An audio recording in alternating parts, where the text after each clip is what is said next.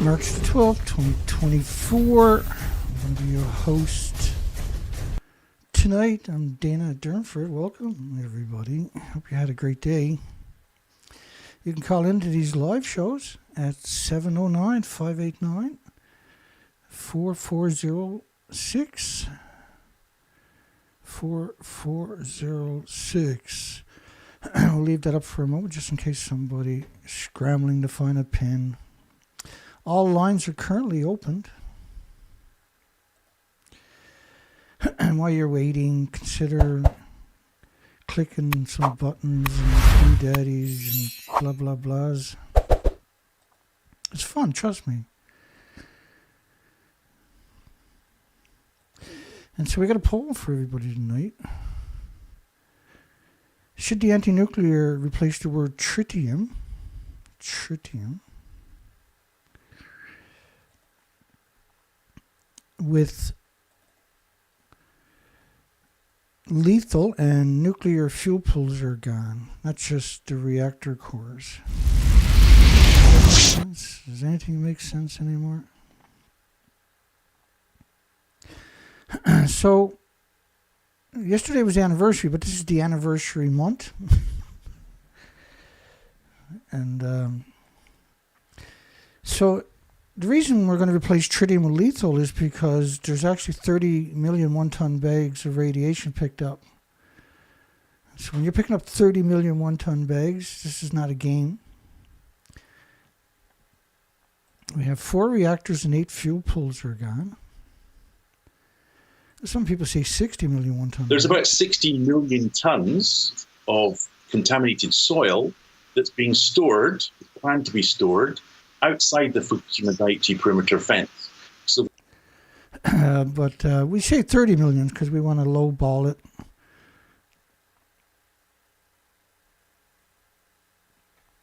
So let me explain the reactors quickly, if there's such a thing as quickly, before we jump into the show. This is a big show tonight.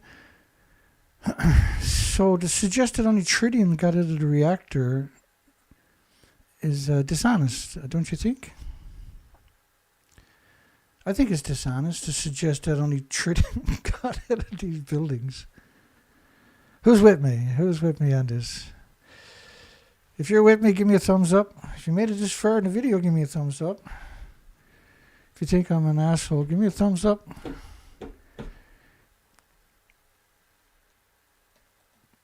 Now, the problem is you had reactor cores in the fuel pools, and there's probably 8 reactor cores stored at the top of the building. And this is why the media is pretending they're in a fuel pool that no longer exists. And so they've got the whole planet wrapped around their finger, and it's up to us to break that paradigm. So we got an incredible challenge ahead of us. We're up against all the universities, entire media worldwide. Every university is playing that particular game.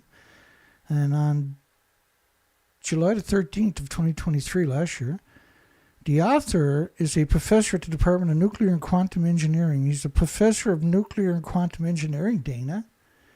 You can't beat him in an argument, except that we actually can. So he's saying only 2.2 grams got out of these buildings. Oh, and that is only equal to 3 grams of sugar getting thrown into the ocean. Why would you say something like that? You picked up 30 million one-ton bags. That's not up for a dispute. And that the buildings are actually gone, including 8 fuel pools. It's the equivalent of 4,000 Hiroshimas because this was pure uranium plutonium. And the Medusa, reactor 3, was the plutonium mixed oxide fuel reactor. And this is not difficult to learn, what I'm talking about. It's really not. In the first year, there was 865,000 extra cancers, which shouldn't have showed up for several years, obviously, right? So that would give you some indication of how bad this actually was. We're going to cover the news cycle that we gathered up this week, and we show you how insane that is. We got major Hollywood superstars are out advocating anti-nuclear weapons, but not anti-nuclear power. And nuclear power is the biggest threat, not nuclear weapons. This is the radioactive fallout from France based on 1 million to 10 million atoms These are numbers we've never heard tell of before, and were inconceivable pre-Fukushima, simply inconceivable numbers. And the model is, I'm showing you right now, is based on 20 days. Basically 15 days after the last reactor blew up. So you got all the media for 80 years in indoctrinating everybody into a false narrative. So reactor 3 and 4 are very obviously gone. Hopefully everybody can comprehend that much. You don't have to be an engineer to comprehend it. So they left the stumps, and that's what we got left, the stumps from 65 meter, 190 foot, 19-story buildings. Remember, reactor 1 and 3 detonated. That's the reactor core and the fuel pools. The hell is a fuel pools, Dana? I know, I like the word, though. It got kind of a nice ring to it. So they built these contraptions off-site and installed them over the reactor. They don't physically touch the reactors because they're denigrated so much. If you have an earthquake, they're going to collapse anyway, right? And so the idea was to bury them up and pretend that they were in the fuel pools. Because the fuel pools are more important than the reactors. A single fuel pool, there's 2 at the top of each of the buildings, but a single fuel pool is worse than the 4 reactor cores melting down. And the plumes covered the whole planet, and this is permanent. We're talking about, this is France's government study. We have many different studies, all agree upon 20 to 30 days or so. One study says 40 days to cover the whole planet, but every other study is 20 to 30 days. So when you test reactor 1 detonating, this is reactor 3, the Medusa, the plutonium mixed oxide reactor. And you can actually see the reactor core and the fuel pools falling back down. The plume is not made from metal, it's made from the reactor fuel rods in the fuel pools. Each fuel pool probably had 5 reactor cores or double that stuffed into it because you don't have a repository anywhere on the planet, let alone Japan. Okay, so I think we're ready. We're going to get into the Jackson Browne, Graham Nash, and I absolutely adore both of these artists, by the way. So, what is in the tanks? So let's play this video again of what's in the tanks. This is 2013. This is Rupert Winfield Hayes from the BBC. Then TEPCO is acknowledging they have zero control in 2013. And we'll just play the video. The video is self-explanatory. And so there's no, what's in the tanks is what is in the aquifers underneath the site. That's what they're putting in the tanks, and which is a totally different story from what you're being told right now. So this is super important. I'll get it at my big head out of the way. The Fukushima plant sits smack in the middle of an underground aquifer. Deep beneath the ground, the site is rapidly being overwhelmed by water. Beneath the surface, water flows downhill and into the basement of the damaged reactor buildings. There it is contaminated with high levels of radiation. To stop the groundwater flowing on into the nearby ocean, engineers are building an underground barrier. But that is causing the groundwater level to rapidly rise. It's now so high the water will soon reach the surface. Then it will start flowing overground into the sea. This week, the company that owns Fukushima, TEPCO, made this disturbing admission. We understand that this water discharge is beyond our control, and we do not think the current situation is good. Outside experts say it's now clear TEPCO is incapable of handling the cleanup at Fukushima. It's time for the Japanese government to step in. The situation is already beyond what TEPCO can handle, he says. If it were possible to take proper measures, they would have done it already. It's not as if TEPCO is refusing to do what they can. They're doing everything they can, but there are no perfect solutions. Even if the government does step in, it's not clear what it can do. The only other solution is to pump out the contaminated groundwater and put it in storage tanks. But after just 2 years, the site is already jammed with more than 1,000 giant tanks. Most of them are already full up.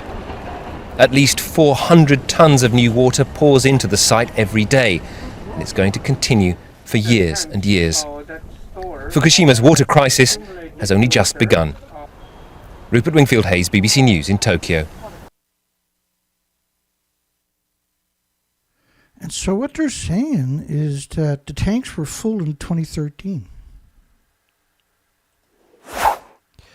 So if the tanks were full in 2013, the 1,000 tanks,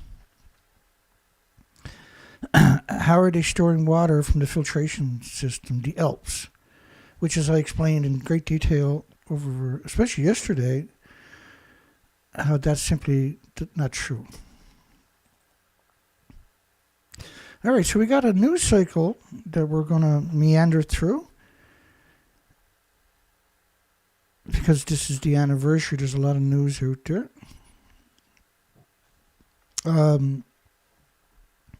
Ralphio Grossi, it's hard to comprehend why he hates humanity and the 8 million species so much. I don't know why he hates everything so much. But he's now trying to weaponize women against humanity.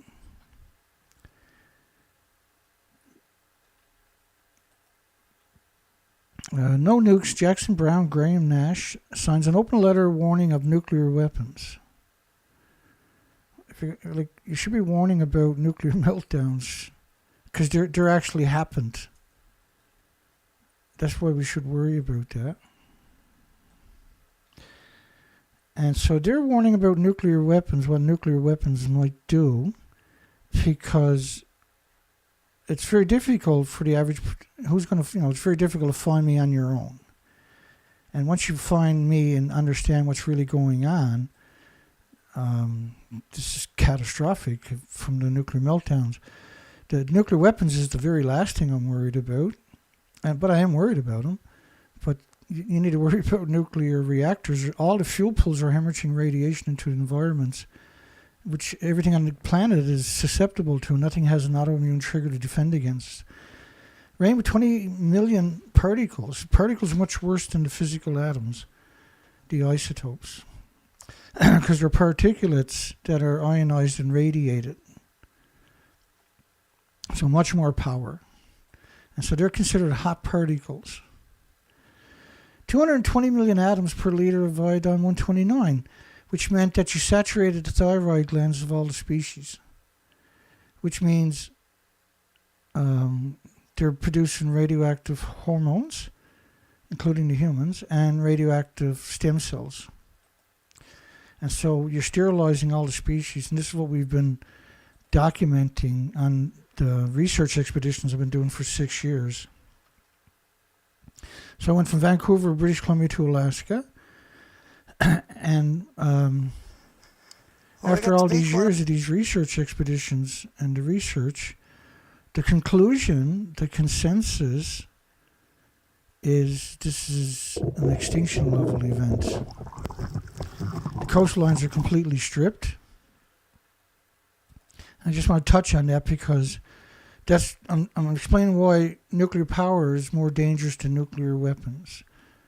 And so the nuclear weapon, bless their hearts to people that are advocating banning nuclear weapons, but shouldn't we be worried about the extinction event playing out from Fukushima nuclear meltdowns?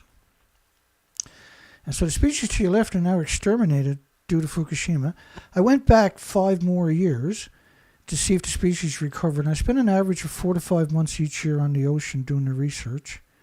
And I was demonized and vilified and then attacked and smeared and ridiculed and ostracized. And they challenged every comment out there that supported me.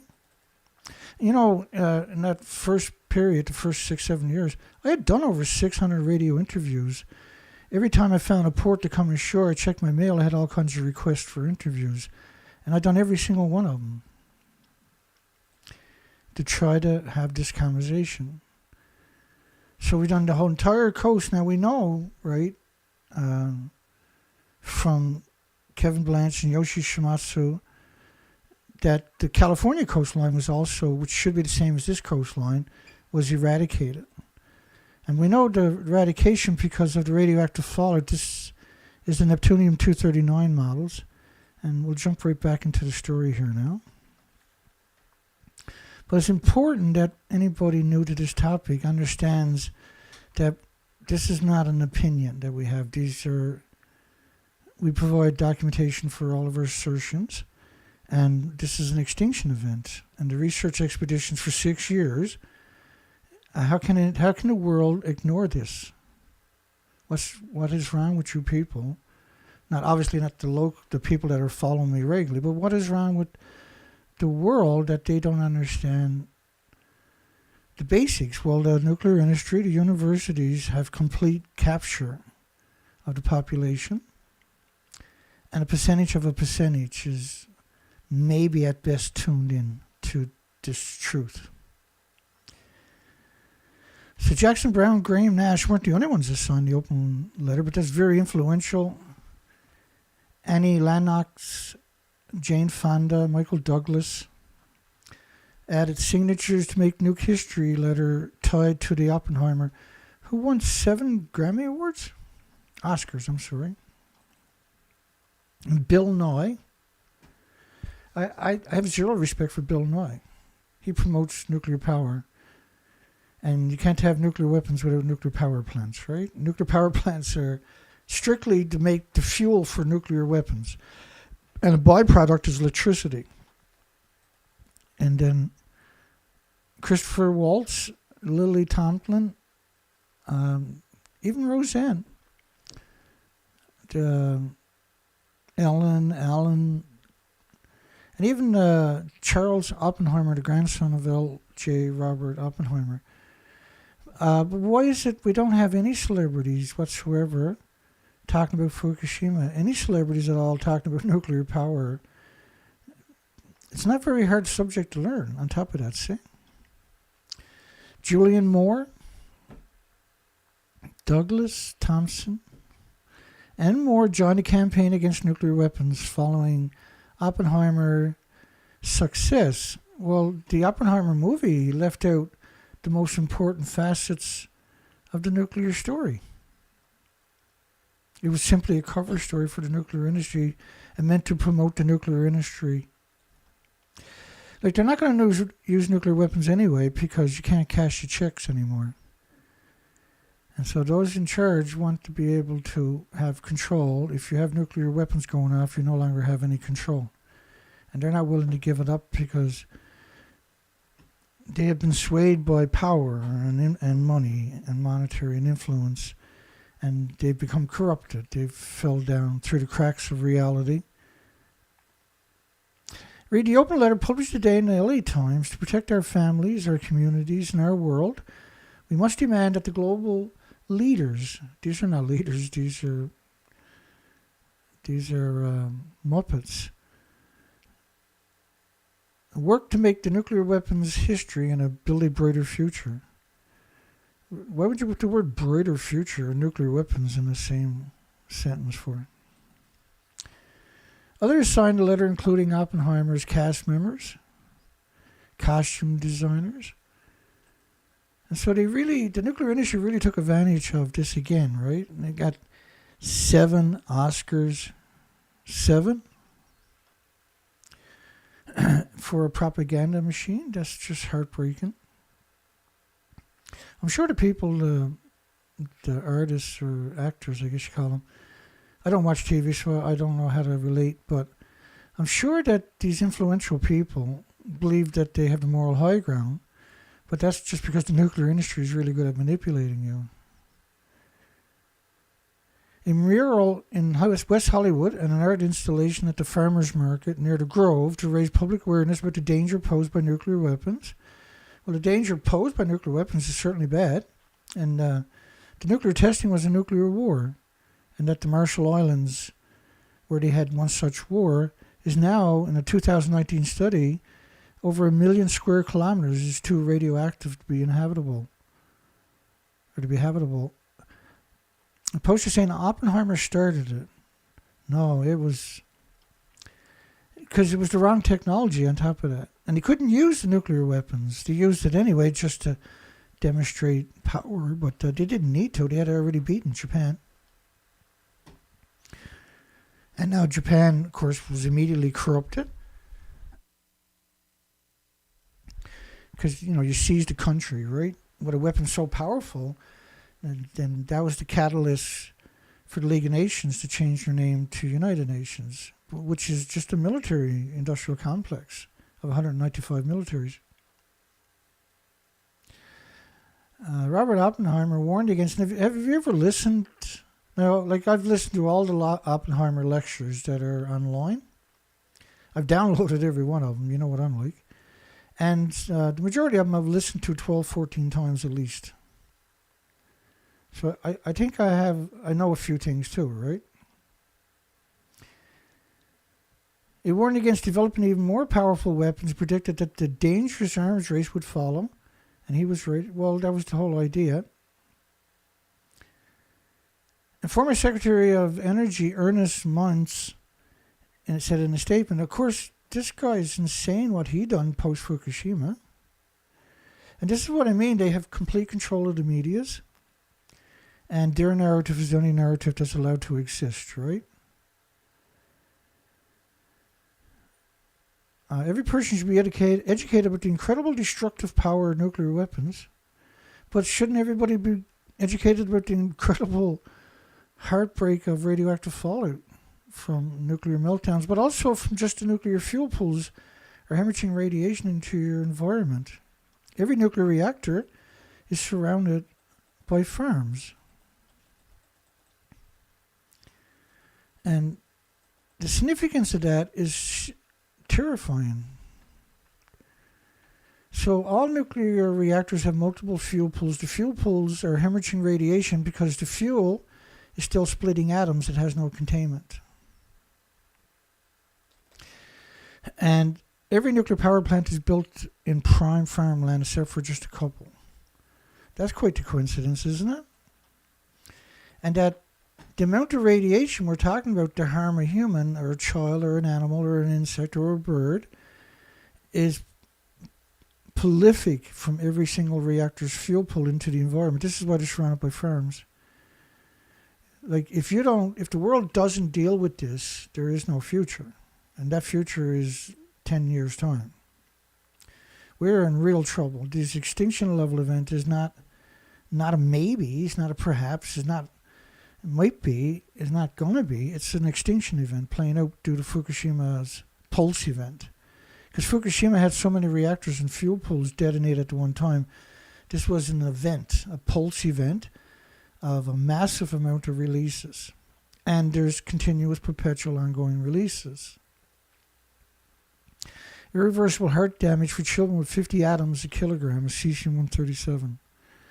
Irreversible heart damage. Irreversible heart damage. And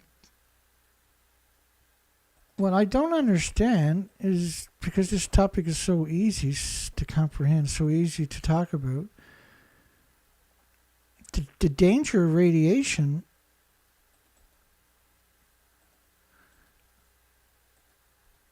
so you can put 200 million atoms on the head of a needle, but you can't see it.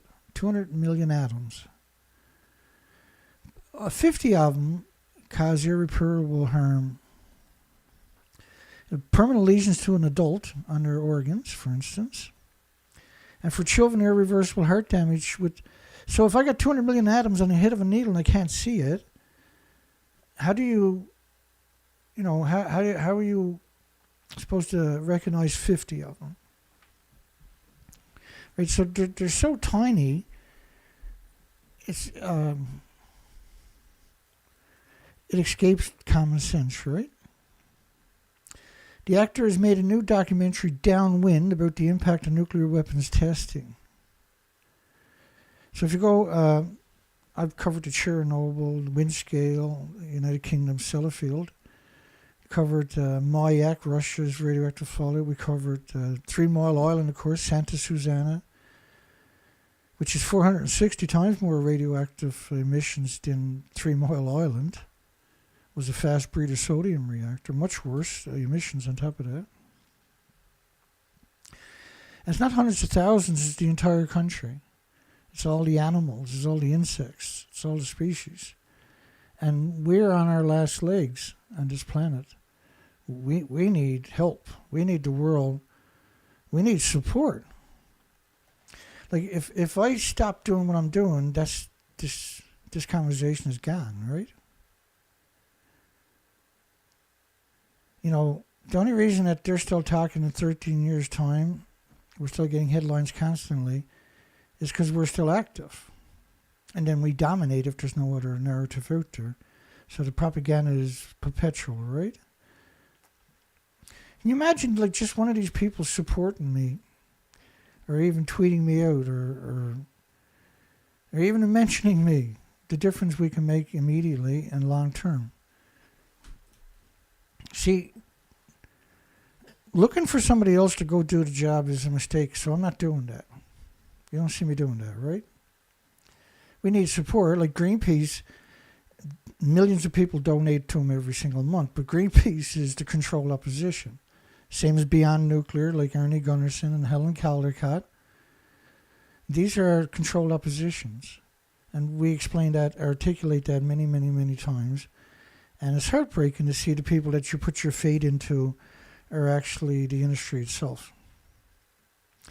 13 years after the meltdown, and this is allegedly footage from the drones inside of Reactor 1, which they claim is the worst reactor, number 1. And that blows my mind, because Reactor 4, for instance, doesn't even exist. So it's clearly Reactor 4 and Reactor 3 are the first ones you would point fingers at, right? 13 years after the meltdown, the head of Japan's nuclear cleanup is probing mysteries inside the reactors. This is simply not true. We know that. We covered the stories on the last news cycle that they couldn't go in there. The so-called transmitter, which was a robot snake, another fable, broke down, and that the drones don't work in that environment. And everybody knew that. Everybody told them that. But they wanted to roll it out for the anniversary so they can come out with headlines like that, which were simply untrue, completely dishonest. And TEPCO, of course, they want you to blame TEPCO instead of the nuclear industry, which is clearly the reason this went south, because the nuclear industry allowed them to build the reactors on a fault line where they knew there's 1,000 earthquakes a year. The nuclear industry, not TEPCO, allowed them to build the reactors in a zone where you have a 3,000-year history of massive tsunamis. And the nuclear industry allowed them to put the fuel pools at the top of the buildings where they knew once the reactor melted down, that would go too. They planned it out. They knew it was at some point an earthquake would take out these reactors. At some point a tsunami would take out the reactors. At some point a typhoon, because they're in Typhoon Alley. I said, believe it, zero that TEPCO tells you. That's the rule of thumb. And this is Mary Yamaguchi. And Mary Yamaguchi, of course, we know is the cover story. And so the Associated Press has 1,800 medias at their beck and call, not beck and call, but have spider bots that are crawling the Associated Press. So when the Associated Press puts out a story, Reuters does the same thing, by the way. It's around 1,800 medias. Spider bots will aggregate that story, and immediately that will go to 1,800 different medias. And Associated Press or Reuters is around 1,600 medias.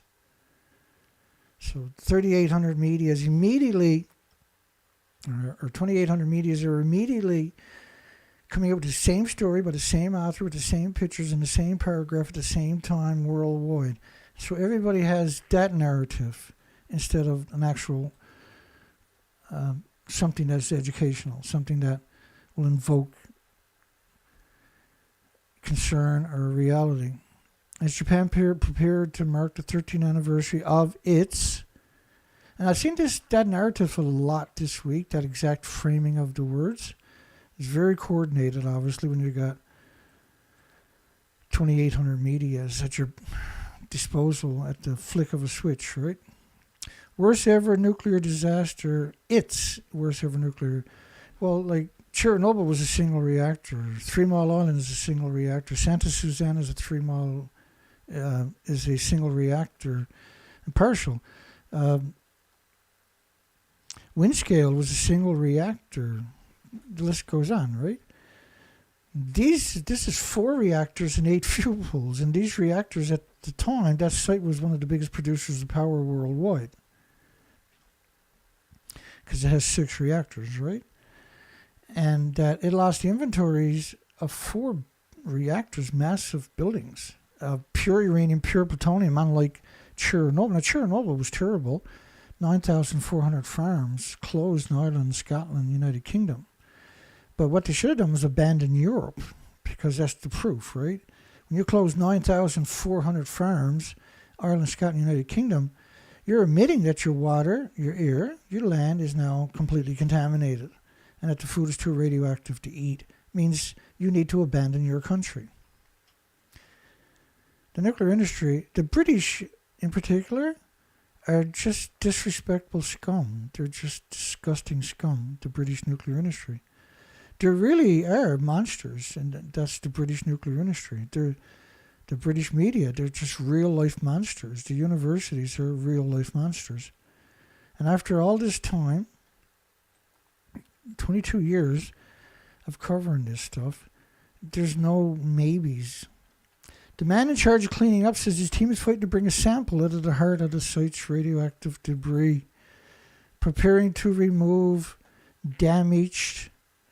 Well, I showed you the pictures, I showed you the buildings, some of the buildings earlier. They're not damaged, they're completely gone, right? Fuel debris. So let's recap this again. The man in charge of cleaning up says his team is fighting to bring a sample out of the heart of the site's radioactive debris, preparing to remove damaged fuel debris from the reactors.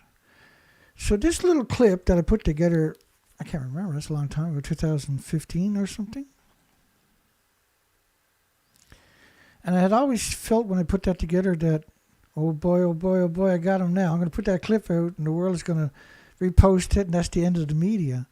So the media to your right is just a fraction. It's the major medias from Australia in the bottom, the biggest media in Australia, the biggest media in Europe, the BBC, and the biggest media in America, CBS. Now, they're all going to, and that's the senator's son on top of that, and they're going to claim they're in the fuel pool 150 feet above the stump to your left. Where I'm standing is on top of what used to be reactor building number 4. The whole of this building was blown apart by a huge explosion. We are here inside Reactor 4 at the Fukushima Daiichi nuclear power plant that was severely crippled during the earthquake and tsunami of 2011. Of the decommissioning work taking place here in Reactor 4. At the end of our tour, we were checked for radiation exposure. In 4 hours, I received the equivalent of less than a chest x-ray. 1,500 highly radioactive fuel rods inside this pool. They've got to move them outside of this reactor. So how many people believe they're actually there? If there's anybody who believes they're actually there, call in. We want to hear from you. At 709-589-4406. I always wanted to talk to the village idiot. So if you believe the fuel is in reactors, you're the village idiot. If anybody believes that they are at the fuel pool of Reactor 4, you qualify for a nice cushy job as the village idiot. There's nothing expected of you. You just got to be you.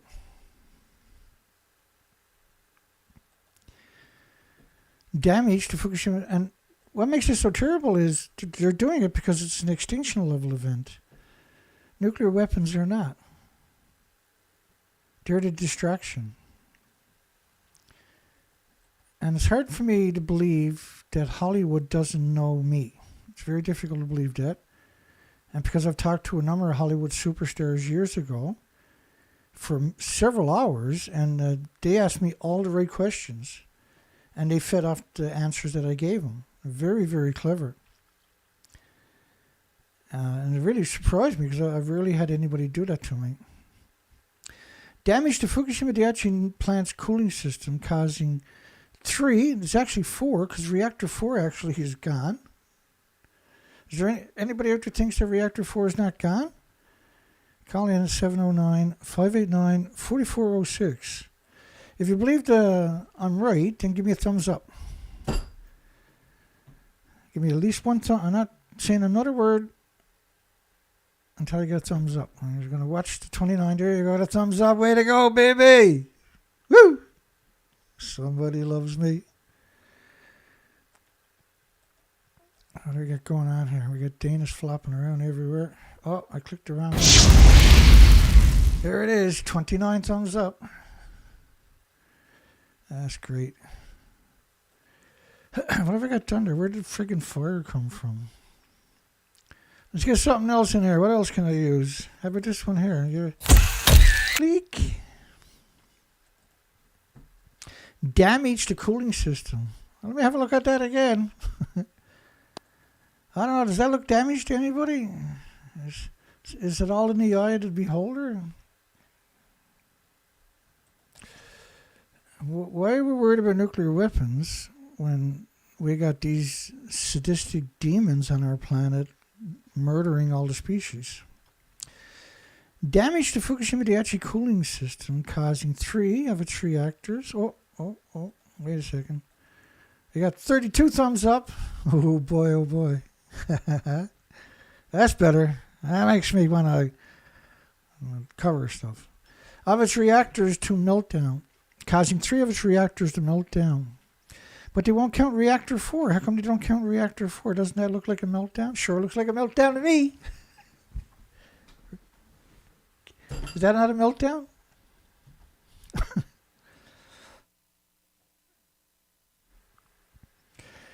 I have a cockroach stuck in my throat or something.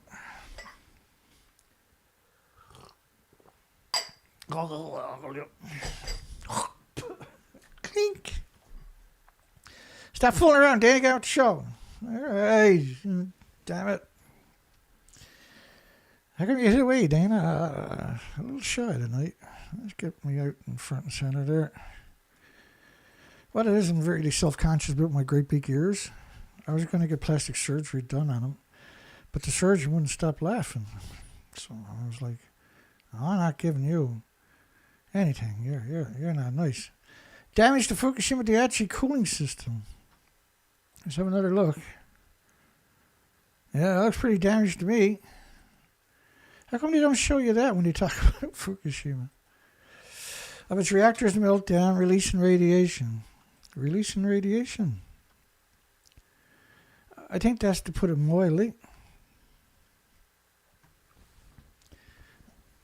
That officially didn't melt down. What? The 2 fuel pools at the top of the building 150 feet above this didn't melt down. Well, it did, but you're not allowed to acknowledge it. Let's keep it rolling here. We'll get there. Releasing radiation, driving thousands of residents. It was 500,000 people originally ran away. 880 tons of fuel, highly radioactive. Of course it's highly radioactive. It doesn't need to melt down to be highly radioactive. Inside the 3 damaged reactors. No, the fuel is not there. The reactors are gone. They're gone. The fuel reactor cores and the pools were at the top of the building. They're gone. They're gone. So the fuel pools are at the very top of the buildings. There is no top of the buildings. What you're looking at is about 1/4 of the building. No one knows what conditions the melted fuel is in or exactly where the reactor it fell. It didn't fall anywhere. It went ba-boom. I showed you the explosions earlier, right? And we're in real trouble. This is an extinction event. And if you go back to my die-off video from last Thursday, you'll see the whale's net in the picture, the thumbnail on my site here. And you watch that, you will get up to speed in a hurry. Since the 2019 robot probe first looked inside the number 2 reactor, the least damaged, first off, reactor 2 liquefied. Even Michio Kaku, a famous physicist from the United States, acknowledges that, for instance. But so does TEPCO. We've got tons of headlines of TEPCO acknowledging reactor 2 melted down. And the video that I showed you at the beginning certainly acknowledges it.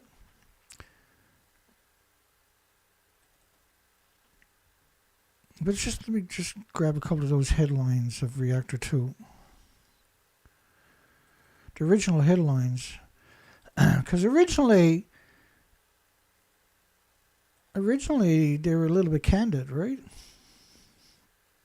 Let me see what we got here.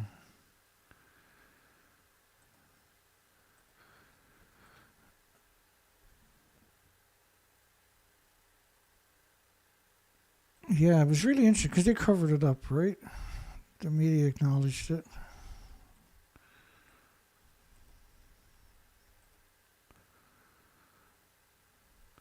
So Japan confirmed a full meltdown at all 3 reactors. June the 6th, 2011. TEPCO has been trying to extract a small amount of melted debris.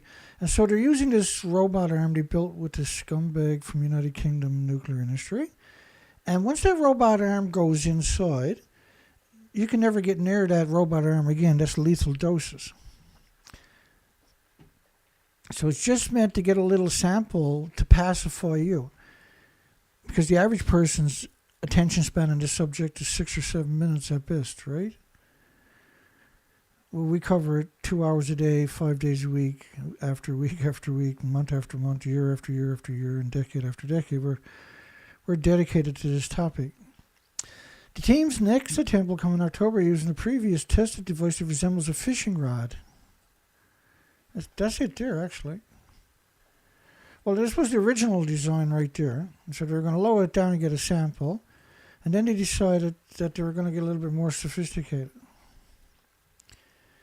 Last month, the plant made its first drone flight into the worst hit reactor, number 1 reactor. So, suggesting number 1 is the worst hit reactor, pretty dishonest, right? It's just plain lies. And it's terrifying that they lie so much. And in fact, when we cover a news cycle, that's what we do. If they lie, then we're going to cover that news. The worst hit, claiming reactor 1 is the worst hit, is insane. And we expect no less from the insane, of course, from the asylums, which is the nuclear industry. Last August, the plant began discharging treated water into the sea. Last August. So you mean to tell me that nothing got out of there until last August? This is what we're going to poll tonight, right? Should the anti-nuclear replace the word tritium, because everything is tritium worldwide due to the pulse event from Fukushima, the fallout, with lethal, and nuclear fuel pools are gone after March the 6th. That's what I mean when I say everything worldwide is tritiated water, because we covered the whole planet with radioactive fallout. And this model is just 19.5 days, 468 hours.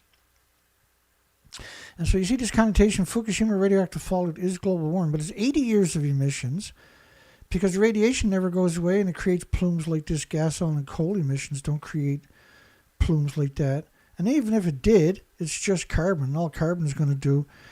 If we got no carbon, then we would look just like the moon. There would be no life whatsoever. You can't have life without carbon, right? And so it's just the ecosystem. It recycles. It's stardust, right? But anthropogenic man-made radiation, radioactive fallout, is not created by the sun. It's not from the solar system. This is why we call it man-made, because we've truly created this Frankenstein element that attacks everything with replicating cells. But radiation fallout pulses energy almost at the speed of light, almost 186,000 miles per second, just shy of it. And so that'll blast your DNA, chromosomes, your cells to pieces. And your body has to repair all of that each time. But it's actually in your body. So it sequesters in your muscles, your organs, and your bones, and your thyroid gland, for instance. And then when it's in your skeleton, it's mutating your stem cells, particularly the children, the developing species, and the animals and insects. And it sterilizes them too, but through that. Because, like gamma will pulse around 600 feet, almost at the speed of light, every second. So cold, gas, and oil emissions don't have that particular attribute at all. Nothing else has that particular attribute, only man-made. And that's what global warming, and they knew it. They knew from the massive nuclear detonations. So like the Soviet Union's biggest detonation that we know about was equal to 3,800 Nagasaki bombs detonating at one time. That's a nuclear war. But officially, there's only around 2,200 nuclear bombs blew up, see? But if you look at the kilotons and the megatons and do the equivalents, that's 3,800 Nagasaki. We consider Nagasaki a nuclear weapon, right? There is no debating that. Same thing with Hiroshima. The difference between Hiroshima and Nagasaki is Hiroshima was a uranium bomb, and Nagasaki is a plutonium bomb. And so radiation fallout is pulsing energy covering the entire planet.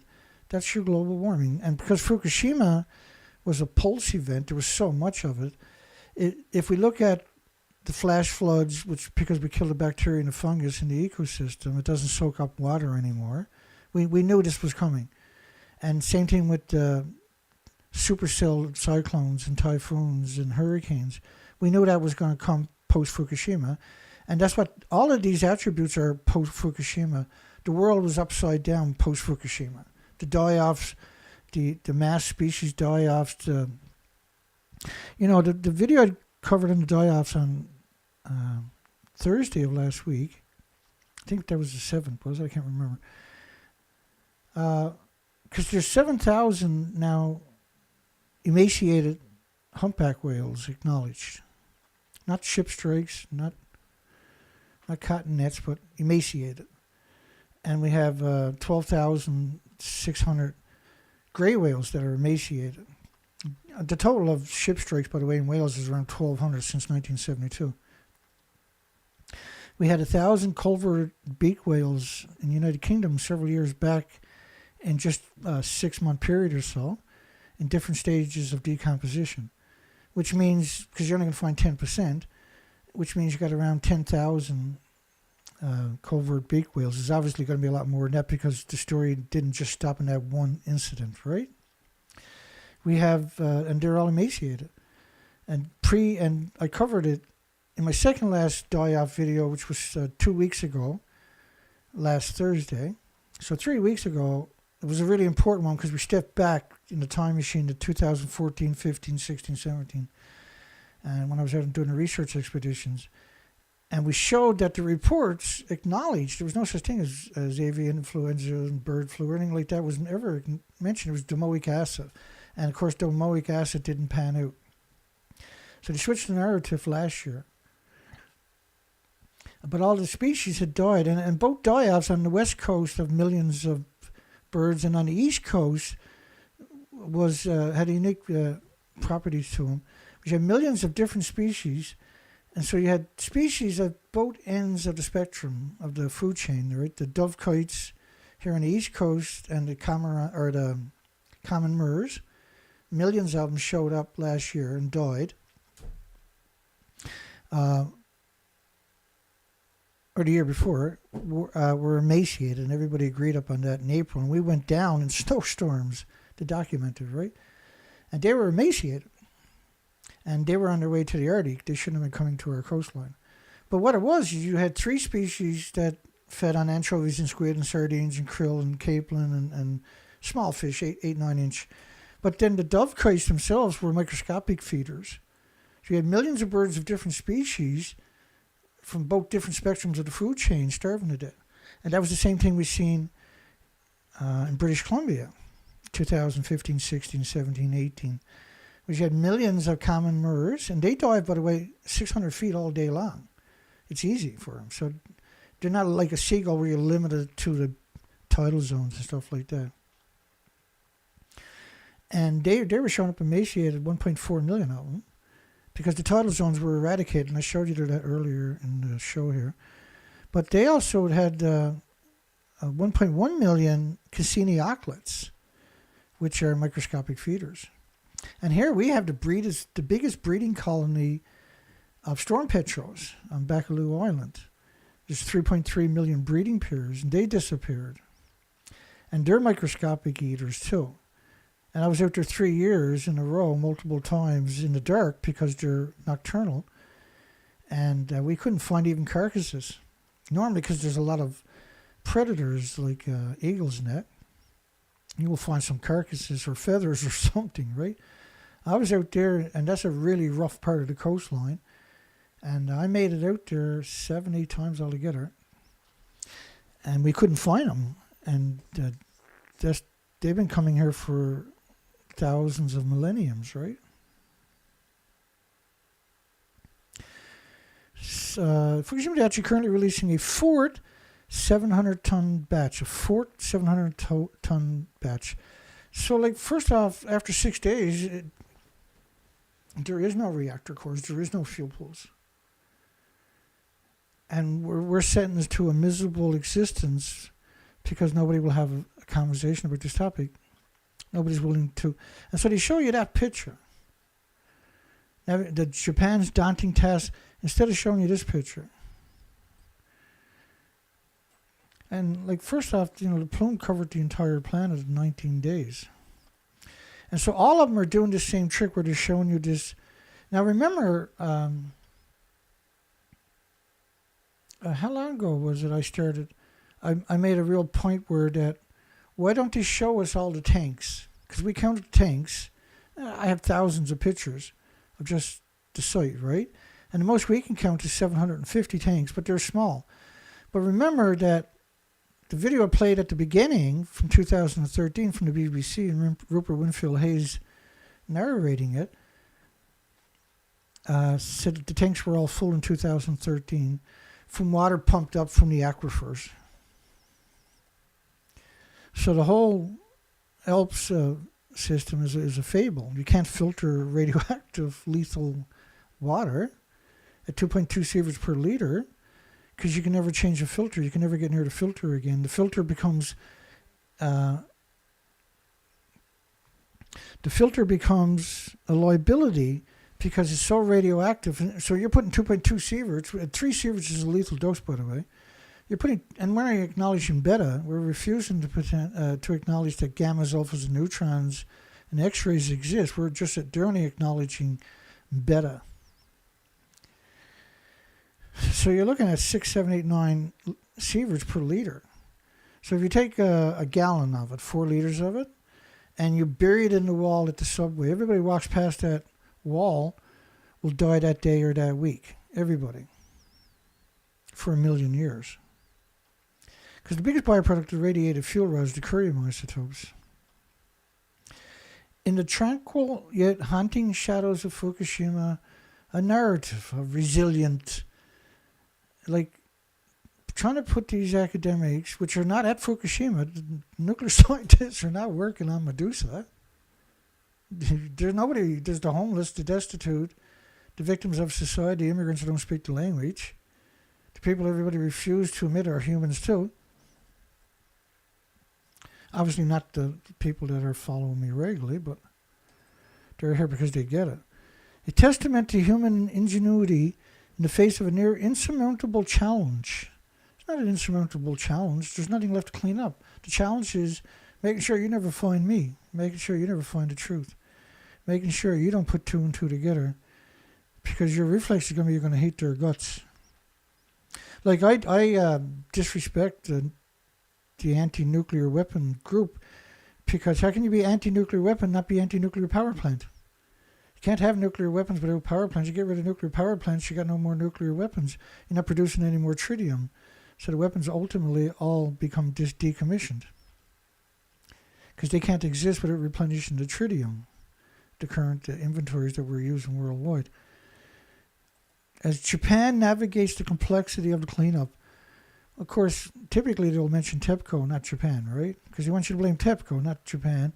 You should firmly blame Japan for building it in an earthquake zone and a tsunami zone. And you should firmly blame the nuclear regulatory agencies. The International Atomic Energy Agency shouldn't even exist. It has no right to exist. It's a lobbying group for the nuclear industry, for the military machine itself. So the site houses over 1,000 tanks for storing contaminated and treated radioactive water. The German study after 6 years showed the whole planet was covered, the whole Pacific Ocean was covered in 6 years. So 1,000 tanks Well, that's what they had in 2013 was 1,000 tanks, right? The Fukushima plant sits smack in the middle of an underground aquifer. Deep beneath the ground, the site is rapidly being overwhelmed by water. Beneath the surface, water flows downhill and into the basement of the damaged reactor buildings. There it is contaminated with high levels of radiation. To stop the groundwater flowing on into the nearby ocean, engineers are building an underground barrier. But that is causing the groundwater level to rapidly rise. It's now so high the water will soon reach the surface. Then it will start flowing overground into the sea. This week, the company that owns Fukushima, TEPCO, made this disturbing admission. We understand that this water discharge is beyond our control, and we do not think the current situation is good. So they're saying, this is TEPCO, that the water is beyond our control in 2013, which meant 2011, 2012, and 2013, it flowed straight into the ocean. And what's in the tank, they're going to tell you coming up in a minute. Outside experts say it's now clear TEPCO is incapable of handling the cleanup at Fukushima. It's time for the Japanese government to step in. Get right away. The situation is already beyond what TEPCO can handle, he says. If it were possible to take proper measures, they would have done it already. It's not as if TEPCO is refusing to do what they can. They're doing everything they can, but there are no perfect solutions. Even if the government does step in, it's not clear what it can do. The only other solution is to pump out the contaminated groundwater and put it in storage tanks. But after just 2 years, the site is already jammed with more than 1,000 giant tanks. Most of them are already full up. So they got 1,000 tanks in 2013, and they're almost all full up in 2013. They've been hoodwinking you. Right, so like, that's probably one of the most important clips imaginable, because it proves that they lied. Fukushima Remembrance event highlights local concerns in Michigan. Bring together Michigan tribes and environmental advocates. Again, what are you talking about? Like, if you're an environmental advocate, how can you not know about Fukushima? How can you not comprehend?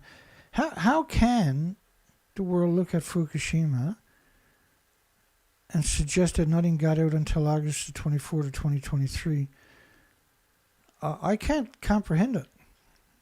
Because if you look at pictures, surely you're going to see pictures of destroyed buildings. And nuclear is a difficult subject, right? But it's not that difficult, is it?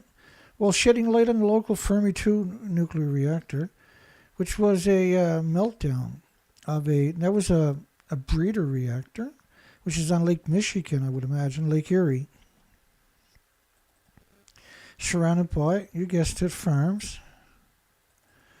A total coincidence that every nuclear power plant is surrounded by farms as far as you can see, isn't it? Total coincidence. The world needs to make a stand. You know, if you're waiting for somebody to show up and do the job, you got 13 years punched in. I've been here kicking and punching the shit out of the nuclear industry for that entire time and educating the population, nuclear industry in particular, because, you know, the executives are really curious about this topic. And all the wealthy worldwide are very curious about the topic, and the only way they're going to get the actual truth is if they come here. And so there's zero possibility they haven't wandered past here a number of times. Because that's the reality, and I don't lie. I provide, and I go to hell with it and provide the evidence for my assertions on top of that. 13 years after the meltdown, the head of the Japan nuclear cleanup is probing mysteries. Somebody should be probing him. Post office in Fukushima opened again 13 years after the nuclear meltdowns. This is in Akuma, which is 2 miles away, less than 2 miles away, from multiple ongoing nuclear meltdowns, and that has been abandoned for 13 years. Now, they manipulated a few people moving back into a little zone. Let me see if I can find that for you. There it is. One of them was a farmer, and he used to go into a Kuma, and I need that other one to make that work, don't I? Let me see if I can find that right quick. Probably not. Oh, I did so. Here we go. So, you can see Akuma is this prefecture. Tomoka is right here. Futaba is over there. The pink of all colors is a nuclear wasteland. They call it a no-go zone because they refuse to call it what it is, nuclear wasteland. So in this model, this is Akuma right over there. So last year in 2013, the yellow zones, and look at the yellow zone up there, right in the middle of a nuclear wasteland. They say difficult to return zones, but you don't return to a nuclear wasteland.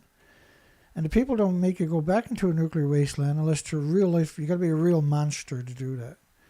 You got to be totally devoid of any humanity whatsoever to make people go back, or even suggest that people should go back into the nuclear wasteland.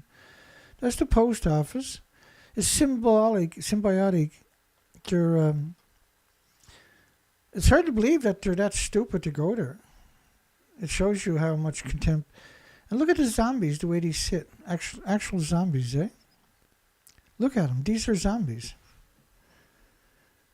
Don't look to your left. That's where Medusa is too, right? But like, you got to be a zombie to participate in something like this. You got to be. There has to be a disconnect that I'm not familiar with. Like there's. You have to be a lunatic to go into a like there's 30 million one-ton bags picked up in this area, and there's about 14 million of them stored in that community.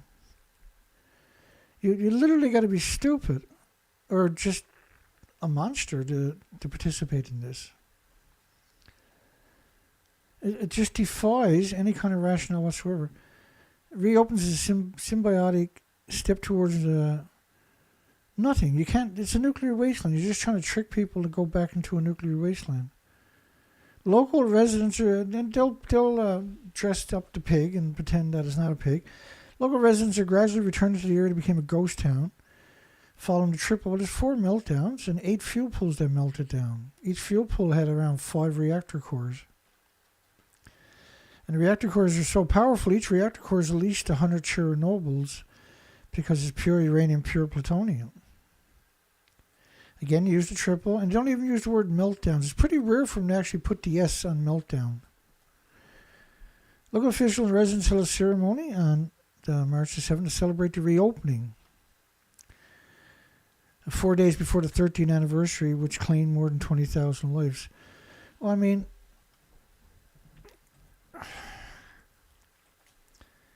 just hang on.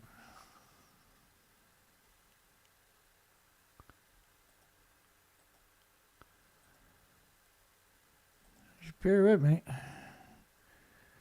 Like, it's hard to comprehend. There's 865,000 extra cancers alone in the first year. Extra cancers.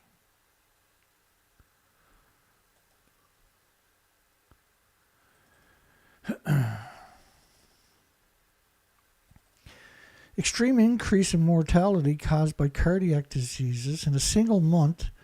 And they like to say the death rates might give the creeps to some people. So there was an extra 12,695 people just of heart attacks, died of heart attacks, an extra.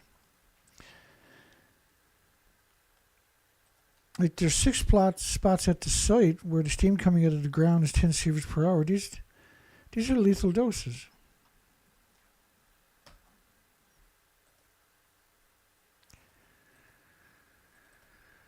You got 865,000 cancers in the first year. There's a street in Fukushima City where 7 people died in the first year, 60 kilometers away. 7 people dropped dead on a single street. Like if that happened over 100 years, it would be remarkable. That happened in 1 year. We want to contribute to the town's revival and development and the illness and diseases of everybody gullible enough to believe us. He said now he can receive his pension. He's 86 years old, bless his heart, but he's just going to murder people by encouraging people to go back into a nuclear wasteland where they're surrounded. It's only a little tiny section that's open, see? And they're surrounded by a nuclear wasteland, and they got multiple nuclear reactors melting down alongside of them and fuel pools. And then they got 14 million one-ton bags of radiation in the community. And the community, the currents go right past that from Fukushima. It's always hemorrhaging into the ocean. And it's not, only one little section there is cleaned up, and which means it's immediately recontaminated. Every time it rains there, everything is immediately recontaminated at very high levels. Nuclear accident forced evacuation to 7,000 residents. As decontamination efforts progressed, evacuation orders were lifted in stages in the town center. It's such a disconnect, right? It's such a disconnect. You contaminate the entire planet. And it never took you only how long? About 20 days to 30 days, the entire planet. So how bad is Okuma and Futaba, which is right alongside of it? So France's study of cesium-137 showed 10 million atoms per cubic meter of air covering the entire planet. That model is only based on 9 days. The full model, this one I think is based on 20 days, 16 days. After the last, or 15 days after the last reactor blew up, or 15 days since the tsunami. So this is again is only based on 11 to 20 to 15, so 10 days basically radioactive fallout covering the entire planet. 13 years since the Great Eastern Japan earthquake, soil decontamination advancing in Fukushima Prefecture. More evacuees are able to return home, but not many do. 13 years since the Great Eastern Japan earthquake, soil decontamination advancing. Well, he picked up 30 million one-ton bags. Like how is that missed in all these conversations? Well, your media has terrible intentions. They have horrific intentions.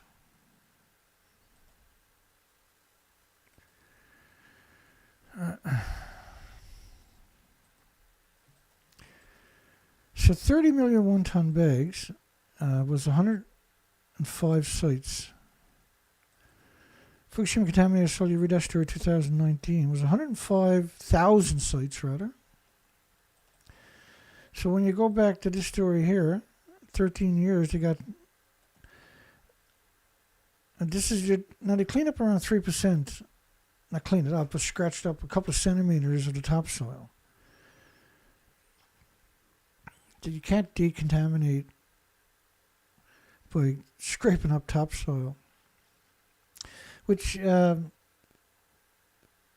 wish we were allowed to return home a little earlier. He was living as an evacuee in the city of Iwaki, which is a nuclear wasteland, by the way. If you're in Fukushima Prefecture, you're in a nuclear wasteland. He's from the town of Okuma, which was designated as difficult return zone. Well, no, it's a nuclear wasteland. A difficult return zone meant you were eventually planning on murdering everybody that you can trick into going there. And they were paying families $18,000 US to move there, but they had to stay there for 5 years. And so $2,000 a year, $2,500 a year to go murder your loved ones. He's been there regularly to mow his yard, which you're going into a nuclear wasteland and mowing your yard. And these are the people they pick to highlight so that people might sympathize with him or something. But think about the disconnect as a journalist to interview the most vulnerable of society and not tell them the difference. I can't comprehend it. Once the evacuation orders have been lifted, he built he plans to build a cottage for overnight visits to a nuclear wasteland. So they call it a difficult return zone, but why is it difficult to return? Because it's a nuclear wasteland. And it's still melting down. So work is underway to place to remove 10 centimeters of topsoil from the farmland. 10 centimeters of topsoil from farmland so they can farm. Which is 4 inches, less than 4 inches. You can't decontaminate by removing 4 inches of topsoil anywhere, let alone a farmland, which is one of the most frightening statements imaginable.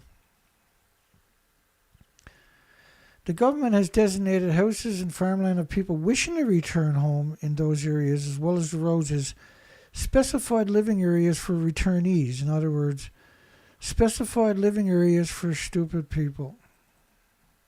For gullible, I shouldn't say stupid, but gullible people. Radiation levels at site are down 2.3 microsieverts, but you don't measure in microsieverts in a nuclear wasteland. You measure in physical atoms, airborne atoms.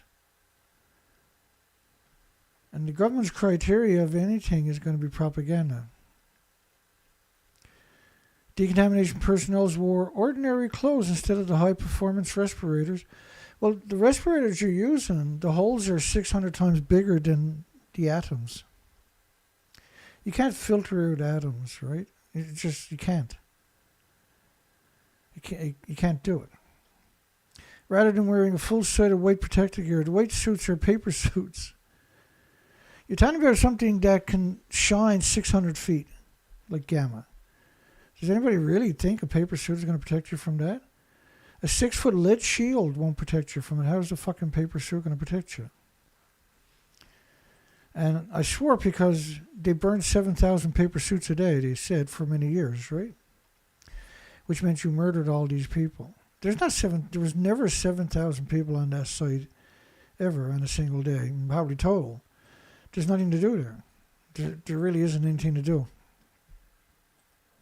It's a nuclear wasteland of lethal doses because the reactors tossed the reactor cores and fuel pools all over the site.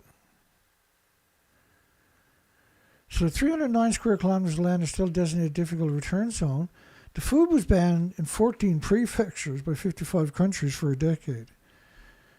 If you banned it because of radioactive fallout for a week, it's contaminated forever. You can't switch that. You can't just wish it away. Japan may take China to the World Trade Organization over Fukushima-driven seafood import ban. And that's frightening because they've done that to South Korea. South Korea appealed it. Japan had won, that they were supposed to take the food from the nuclear wasteland. And that's what this is all about. They want China to take the food from the nuclear wasteland. China now, but this is just, there's a word for it. This is, oh my God, I can't even remember the word. It's basically, South Korea, Taiwan, China, and Japan are working together to create this narrative of tritium and to allow protest and then report on the protest and then hopefully create a worldwide movement against tritium rather than the actual emissions from the multiple nuclear meltdowns and 8 fuel pools that melted down and detonated. From this, unbelievable. The emissions are much greater than all nuclear bombs worldwide combined in orders of magnitude at that. And everything that burnt was already gone through a chain reaction. And so the problem with radiation is, so an atom, and it's hard to comprehend an atom, right? Because you can put 200 million atoms on the head of a needle, but you can't see it. So just take one of them. That single one is 2 billion times more toxic than industrial poison. So if you get it in your body attacks it for the rest of your life and eventually builds a tumor around it. It could take 10, 20, 30, 40 years. But the problem is Fukushima flooded the planet with radioactive food because they continue to grow the food in a nuclear wasteland that's surrounded by nuclear wastelands. But it is even worse than that. They grew food right alongside the 1-ton bags of radiation. The disconnect is unbelievable. The 14 prefectures that I highlighted are the 14 prefectures that were banned by 55 countries for a decade. And because they're the big prefectures, then that's half the country. But you're talking about at least 10 billion pounds of food a year grown there. Majority of it was shipped worldwide. And they slowly whittled away to the countries that had the bans in place and chipped away at them, replaced people that were in the administration with the pro-nuclear who lifted those restrictions. So currently there's around 14 countries that still ban the food. Thank goodness somebody did. But Japan just ships it to other countries, relabel it, and ships it to those countries. And this is not a game. Our gig is up. It's time to fight back. You better fight back. Because if you don't fight back, there's not going to be any solutions for you when you get sick. And you're going to get sick from this, and everybody else that you love, and everything you cherish, and all the species. We are the stewards of the planet, not the degenerate Greenpeace, for instance, who turned their backs on us, who blocked me on every one of their sites because I wanted them to publish the pictures like this. They just blocked me. Efforts continue to revive Fukushima fishery business. Nami, which was abandoned for 8 years, is a nuclear wasteland and always will be. And nobody should ever live there. And only a fraction of people return to this nuclear wasteland because there's no movement out there to raise the concern and awareness and educate the population. Some 6 months after Tokyo Electric Power Company Holdings started releasing the treated water containing tritium. Like, what are you talking about? Treated water this is what I'm talking about. First off, every nuclear scientist has seen these buildings on day 4 and 5. This picture showed up on day 4 and 5 originally. You know, the reactors were completely... Every nuclear scientist, every university knew the reactors were gone and the fuel pools were gone. And even today, still refuse to admit it. I mean, how can you pretend reactor 3 is not gone? How does that work? And we're not pretending it is not gone because we're bored. They're not doing it right because they're bored. They're doing it because if you wake up, that's the end of them. And our time is up. It's go time for us. It's time to punch and kick our way to the population and get them to rally and destroy this industry and come up with solutions so that the future generation has the possibility. Because the species don't. We have annihilated the species now in 13 short years. In my research, I showed that at the beginning, some of the expeditions. That's clearly an extinction event. It's clearly due to radioactive fallout from Japan's Pulse event. There has been no noticeable reputational damage regarding the fishery products. That's how much influence and power they actually have. Despite the worst in history, period, they have no reputational damage. In other words, they're going to poison everything with food from a nuclear wasteland. Many in the industry remain concerned about the water release to work to decommission the power plant, which was heavily damaged. The reactors and the fuel pools are gone. How do you get any more damage than that? They're actually gone. These buildings don't exist anymore. Look, there's nothing there, only a couple of stumps. And how can you call it heavily damaged when the buildings are actually gone? And that's the routine. And we cover it constantly, year after year, non-stop, every day, 5 days a week. In desperation. And me, of all people, should be the last ones doing this. I'm not even healthy. But I'm forced to come here and go to work 5 days a week at least, because that's all I can handle. Barely handle that. And then 2 days to try to recover and come back and do it again, week after week after week and month after month. And nobody else will pick up the slack. It's heartbreaking. A decades-long project to clean up the remains, which is the only true word they've ever used, I think, preparing to remove the damaged fuel debris from the plant's reactors, but much about what's inside them is still a mystery. There's nothing inside of them. The building's detonated. There's only these little stumps left. The nuclear industry, can't be allowed to get away with this. The cover-up is unbelievable that they've been able to pull that off. It's simply untenable.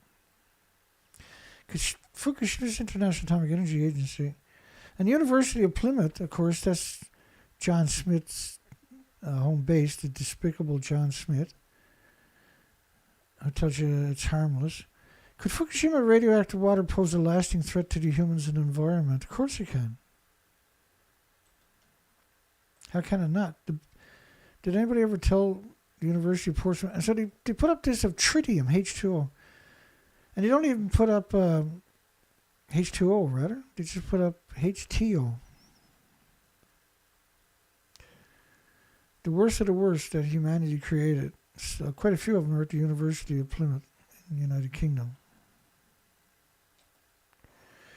A teacher struggles to tackle the topic of the 2011 disaster.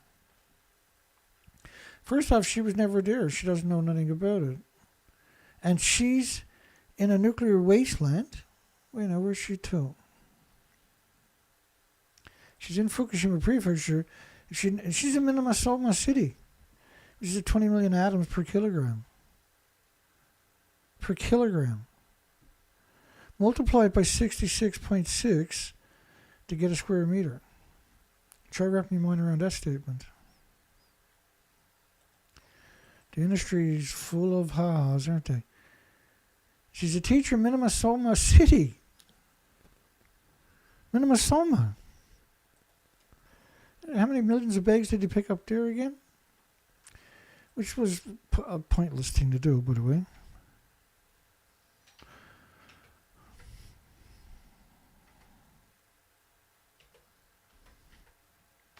Try to find anything, a headline or two.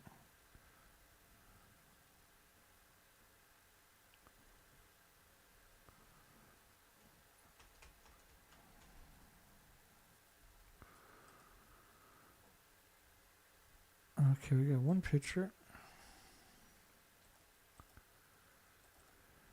I got a headline. Minnesota soil samples. 10 million atoms per kilogram of cesium-137. Possible 20 million atoms a kilogram.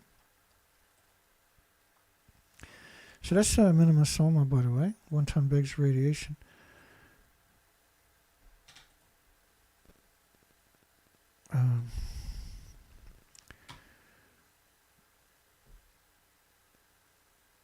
So bring up the calculator. So 20 million atoms per kilogram.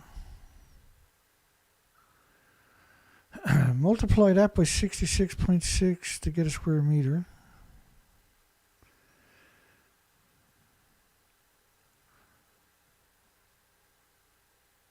Equals 1.3 billion atoms per square meter. 1.3 billion atoms per square meter. 1.3 billion atoms per square meter. And she keeping the school children in a nuclear wasteland like that. Right? Possibly 20 million atoms per square meter. Becquerel is a pulse of energy a second. And in order to have the pulse, you need an atom, an isotope.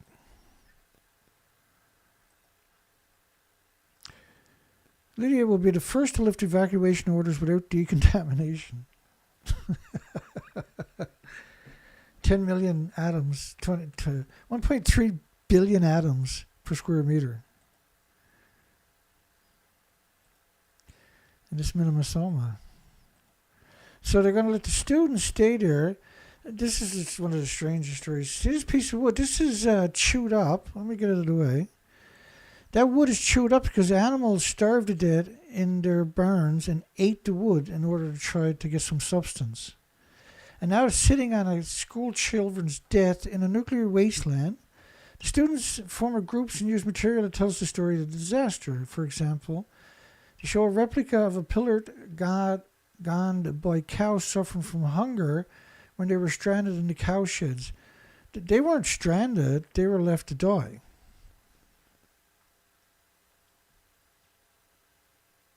Left to strand.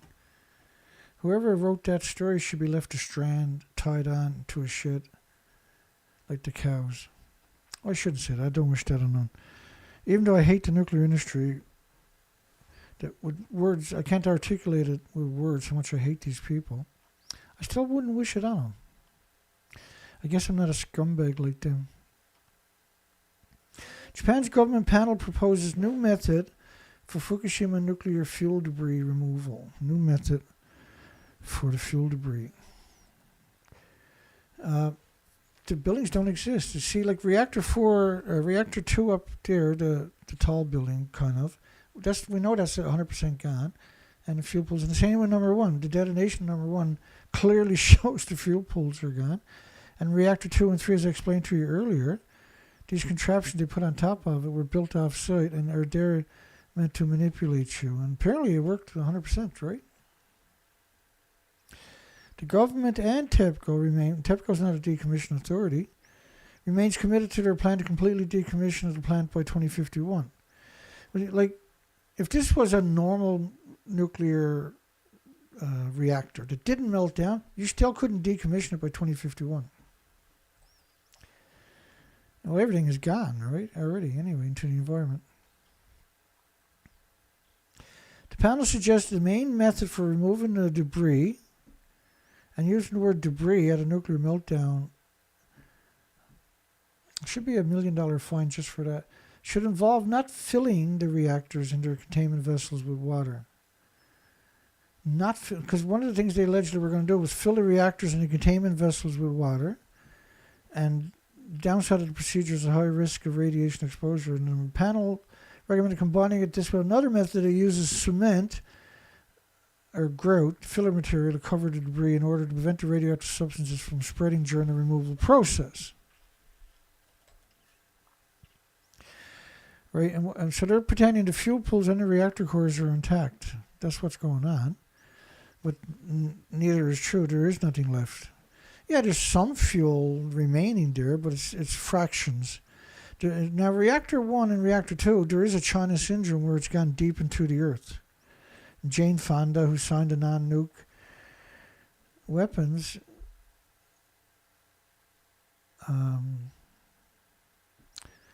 made that connotation famous, right?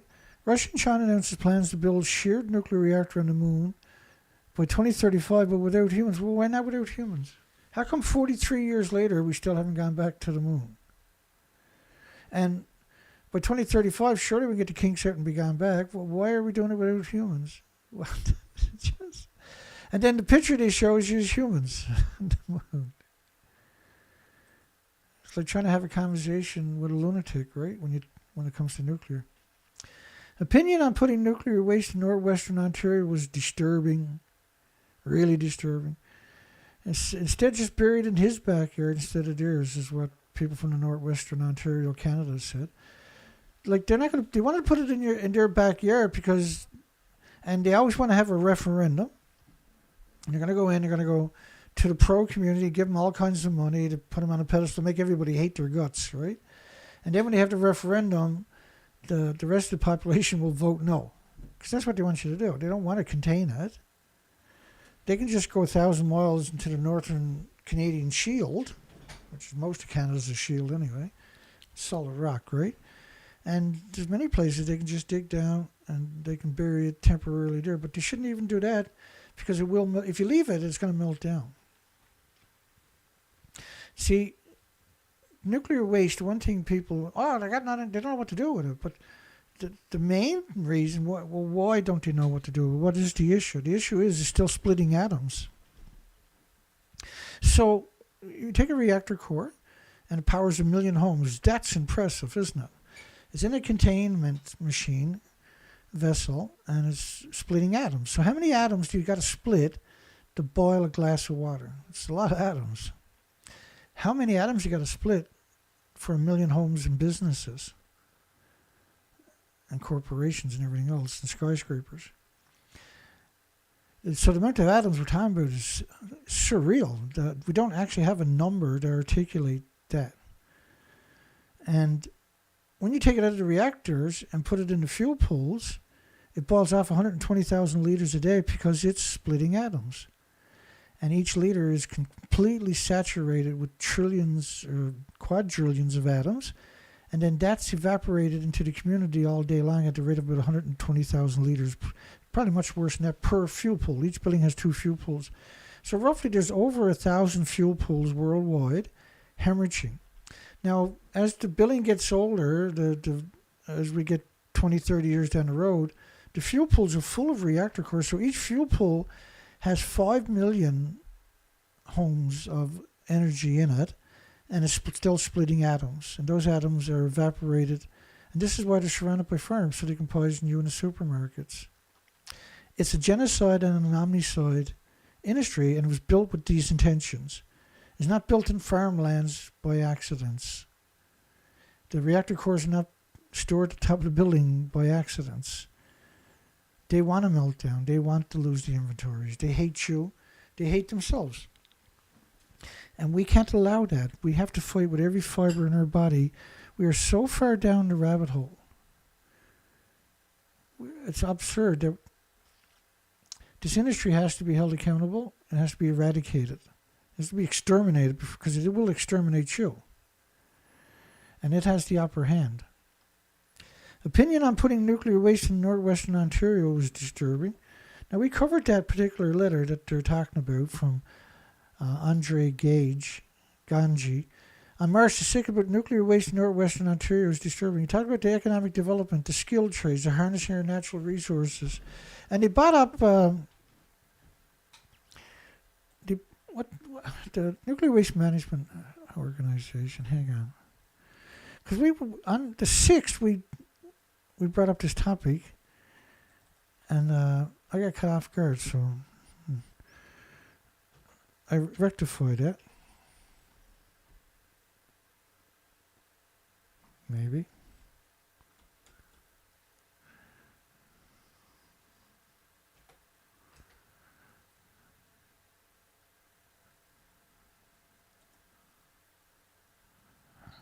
And some reason or another I didn't. I find that hard to believe. Hang on. Dana, what are we going to do with you? Let me get one more kick at the can here.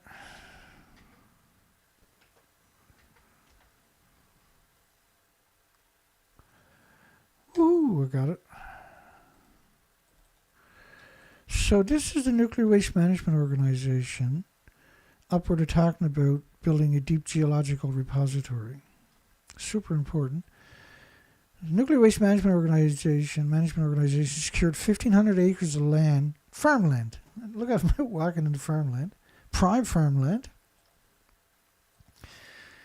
And the total repository site, they only need 250 acres for the facility on the surface because they're going to repackage everything, which means there's going to be hemorrhage. When it's transported, it's always vented.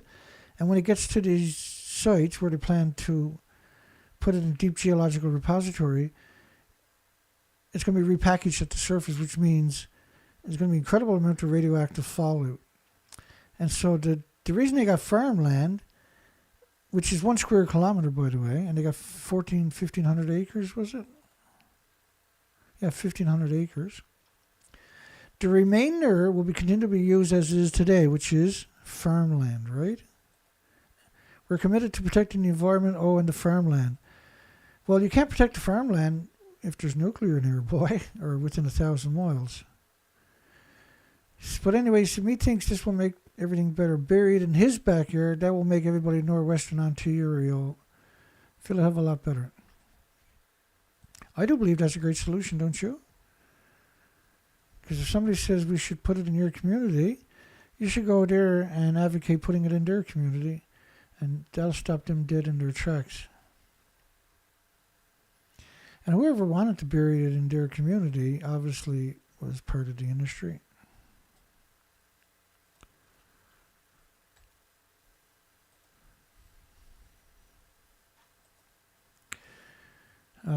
Where's Patrick Clausen, too? I put together a video quite a long time ago. I dug up the pictures and Patrick Clausen, there he goes. Patrick Clausen, because this is how the world works, right?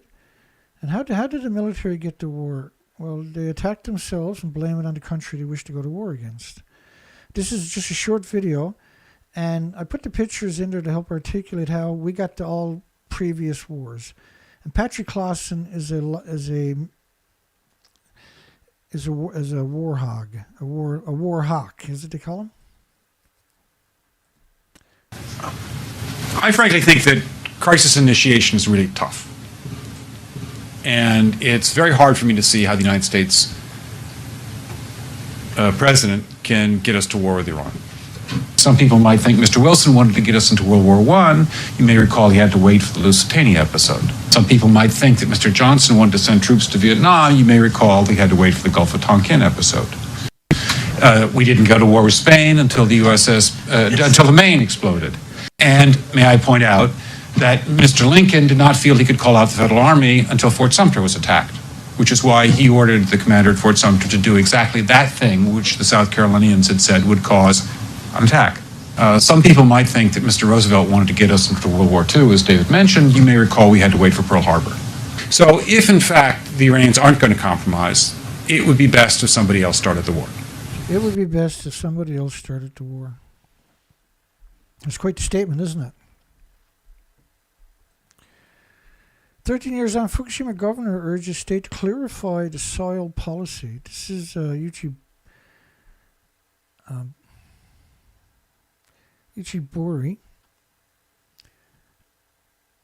He's a revolting parasite on humanity, and particularly the Japanese, and humanity because he's the governor of Fukushima Prefecture, and him and Shinzo Abe are one of the reasons so many people are sick worldwide, because they ship the food perpetually from Japan and distributed worldwide to the vulnerables. It's hard to comprehend how evil this industry actually is unless you're looking at nuclear.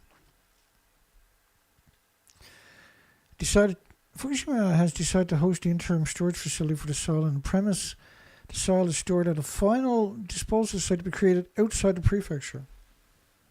I don't even understand that. What do you need to store it outside the prefecture?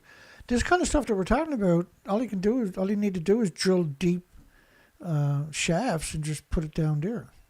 A so-called deep geological repository would be perfect for this stuff, right? You have 30 million one-ton bags. So 30 million one-ton bags in volume is hard to comprehend. So if you took a one-ton bag and put it in the back of a one-ton pickup truck, that's 2,200 pounds in each pickup truck, because Japan's metric. That's 5 rows of traffic, bumper to bumper, wrapped around the entire planet continuously. 5 rows of traffic. So it's an enormous, unbelievable amount. And if you look at Hanford, nuclear waste, a nightmare, on the Columbia River in the United States, their legacy waste, just one of their incidents in the dirty 50s was they dumped 450 billion gallons of sludge that has gone through a chain reaction directly into the soil. And that's equal to, and we're talking about lethal doses by the liter just walking past this stuff. And so who knows how many people died for them to pull that one up. But 450 billion gallons is equal to an aquarium 6 feet wide, 518 feet tall, wrapped around the entire planet more than once. So a wall of nuclear waste of lethal dose by the liters for millions of years, splitting atoms, wrapped around the entire planet, 518-foot wall, 6 feet wide of nuclear waste, more than once wrapped around the entire planet. You got any idea how many of these events are, you got all the national laboratories in the United States that would have done similar. You have China, Russia, the former Soviet Union, India, Pakistan. The Canadians were putting it in 45-gallon drums and taking it out to the Great Lakes and dumping it. the biggest freshwater aquifer in the Northern Hemisphere. The nuclear industries, the Canadian CANDU reactors, I've done a 3-hour presentation on just studies in the CANDU reactors. And the amount of releases from these things are just... And it's all into the Great Lakes. You know, pre-nuclear industry, the fresh water, for instance, and salt water, would have been maybe 0.05 becquerels per cubic meter or something. Canada polluted the water so much it was 44,000 atoms per liter. There's 1,000 liters in a cubic meter, right? So anybody in their hot tub, like the drinking water standards in Canada was 7,000 atoms because the water was so contaminated. And you should have just evacuated Canada because of what the CANDU reactors have done in Canada. The New Brunswick plant itself releases 14,600,000 trillion atoms a year legally. Sellafield, or Sizewell in the United Kingdom, was typically around 8 trillion atoms a year. The Canada, just a single reactor now, site, was 14,600,000 trillion atoms. And we're only talking about tritium, because you can't contain tritium, right?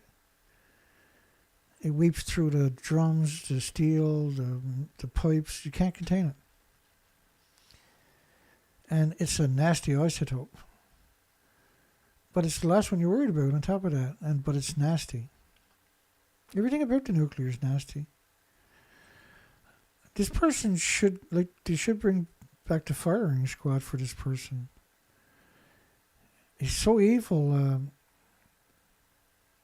He's giving Klaus Schwab a run for his money, I can tell you that much.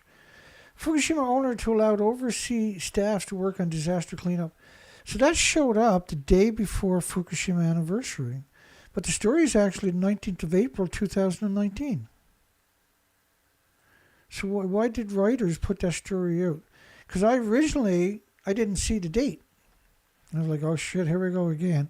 Because we covered this on 19th of April 2019. We covered it extensively, right? Tokyo Electric Power plans to allow workers, overseas workers, like the blue-collar workers, under a new visa program to work on cleaning up the Fukushima nuclear meltdowns. Because they were running out of homeless and the destitute and the victims of society and immigrants who don't speak the language.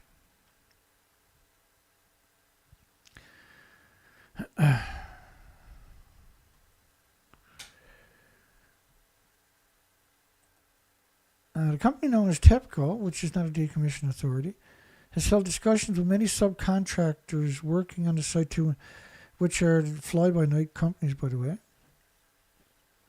You know, not nuclear scientists, they're not nuclear academics, they're not nuclear corporations or companies, they're the Yakuzas, they're the... Like anybody with half a brain is not going to work at Fukushima. You couldn't get a nuclear scientist there. They would tear your eyes out if you try to drag them to that site. Interview. TEPCO achieved, this is a recent one, a few days ago, on the 9th rather. TEPCO achieved many things over Fukushima No. 1 plant. That's simply not true. In the fiscal 2024 from April, TEPCO is planning to take the first step for removing melted nuclear fuel debris on a trial basis from the No. 2 reactor. Right now, the robots and drones are looking at No. 1. Right, they faked reactor 4, they faked reactor 3 fuel pool recoveries, and now they're setting you up for reactor 2 and reactor 1 because they never got held accountable. And the media perfectly played their part. That's how they got away with it. Which led to the unprecedented triple. It's not a triple, there's 4 reactors and 8 fuel pools gone. And they didn't even have the courtesy to give it prominence by putting the S there. Note that the water release, which started in August 2023, of course, this is an insane assertion to suggest that the water release started in 2023.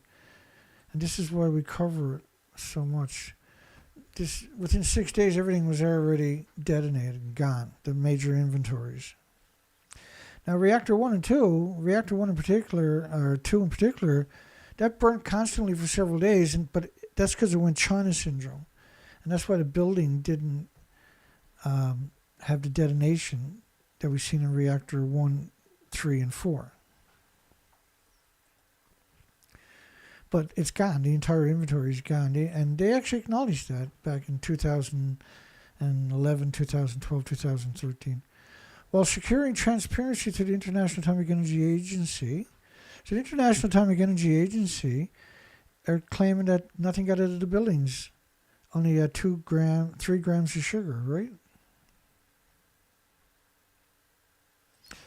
And each building had many millions of pounds that got out, that had already gone through a chain reaction, and that the fallout is 2 billion times more toxic than industrial poison. And then this fake study, or fake poll, 65% of residents not concerned about Fukushima treated water. Treated water. Again, I played the video multiple times tonight.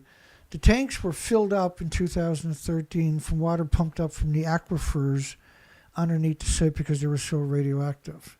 And that aquifer, freshwater aquifer under the site, is a massive freshwater aquifer that is no longer fresh water. Well, securing transparency through the International Atomic Energy Agency regarding safety. Again, the survey was conducted by phone, February 16 to the 18, regarding the possible impact of the release of the treated water. And there is no treated water, and because we said that so many times, let's just explore that briefly.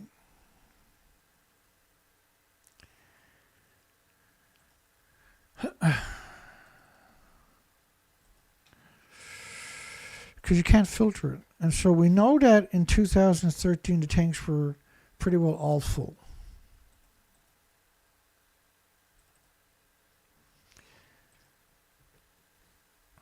And there was several different systems.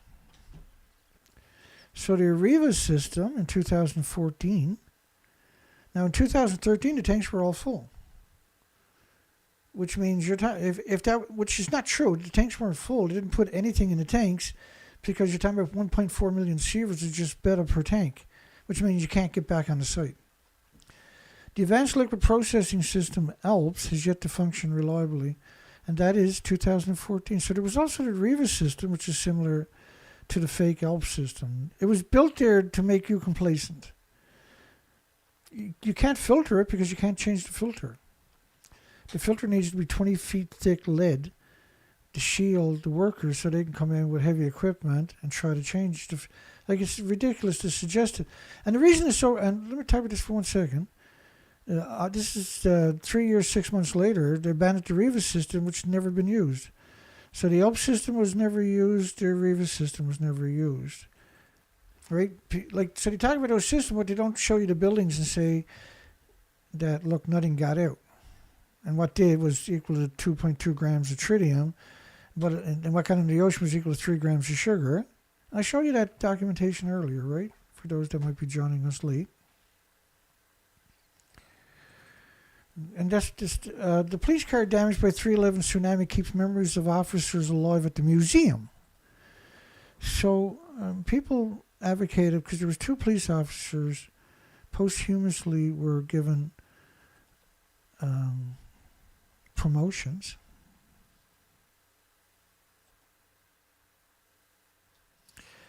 But there's another part of that story that most people are probably not aware of.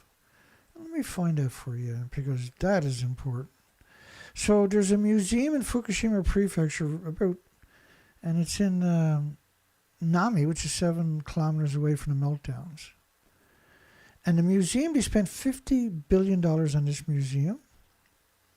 And they have something like 120,000 memorabilia from the meltdown and the event, right? But there was some important stuff that they didn't put there. This is a stunning, because we've been covering this for a very long time. Just bear with me, I'll find it in a minute. It's in my pile. Because I was chattering away, I might have missed it.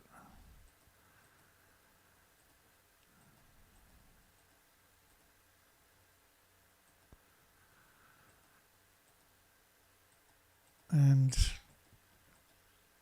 if I don't find it soon, then we'll just I'll go back up here and see if I ran past it. If I ran past it, I'll find it. If not, I'll just tell the story. Yeah, I do believe I missed it. That's a little disappointing.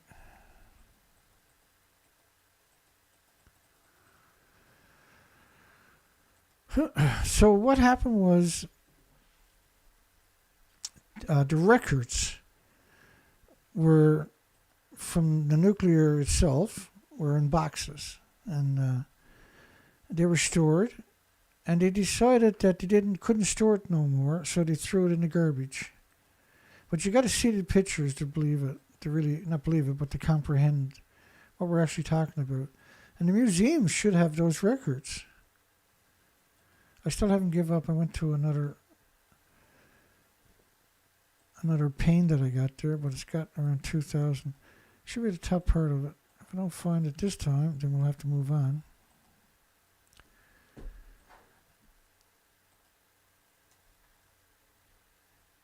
And my Tascam audio recorder, I went to use it yesterday because I seen a bunch of birds and I tried to get them on the microphones, but the Tascam doesn't work. Freaking thing is broke. And I love that thing, right, for recording audio. And now that's broke.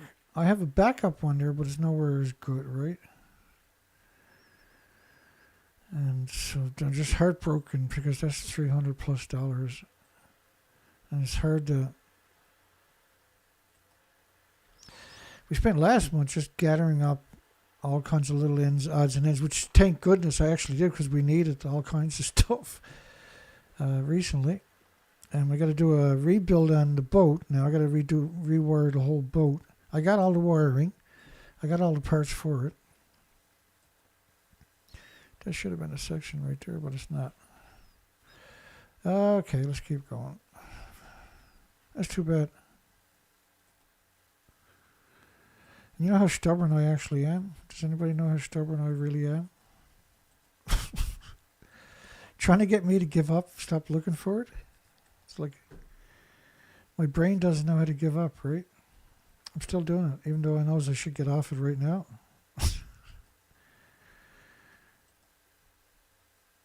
Show you what I'm up to now. I'm over here, right? I'm scrolling along this stuff. And I know it's not right here, but I still can't stop scrolling. And so when they hacked one of my hard drives, and because I have everything pre-laid out, I lost all of that. I still got it on a backup, but because I spent years organizing this. And my fan was making a bit of a noise tonight on my TriCaster. And so I'm going to have to order in a new fan for that. You know, that's not going to be cheap. That's likely to be $1,000 or something just for the fan.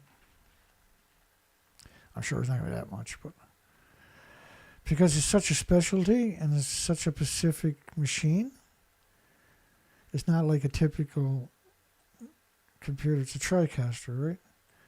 Okay, I got to give up. I was whooped. I've been whooped.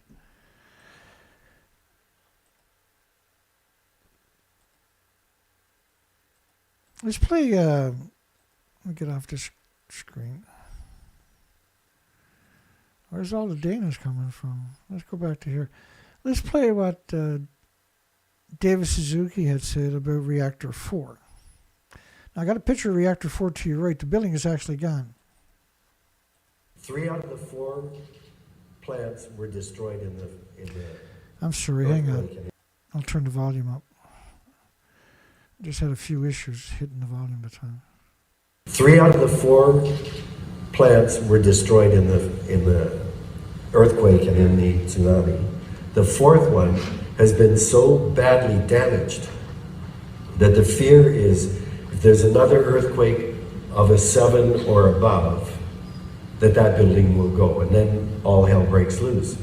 I have seen a paper which says that if, in fact, the 4th plant goes under an earthquake and those rods are exposed, it's bye-bye Japan, and everybody on the west coast of North America should evacuate. Now, if that isn't terrifying, I don't know what. Fukushima is the most terrifying situation I can imagine. If that's not terrifying, what the frig is? Now, it's gone, right? The reactor is actually gone. So they should evacuate the northern hemisphere. Dangerous bacteria infections in Japan, post-Fukushima. TEPCO pays 402 million yen to a Japan shiitake mushroom producer for reputational damage.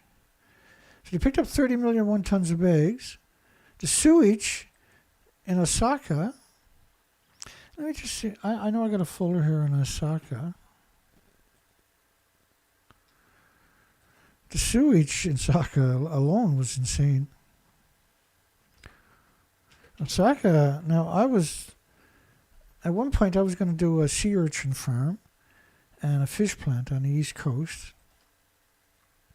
And so I was actually in contact with the auction blocks in Osaka because Osaka, Japan, has the 3 biggest auction blocks on the planet.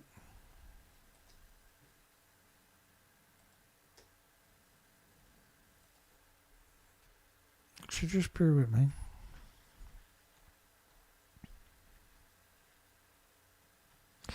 Okay, so Akuma detects radioactive substances in the sewage sludge.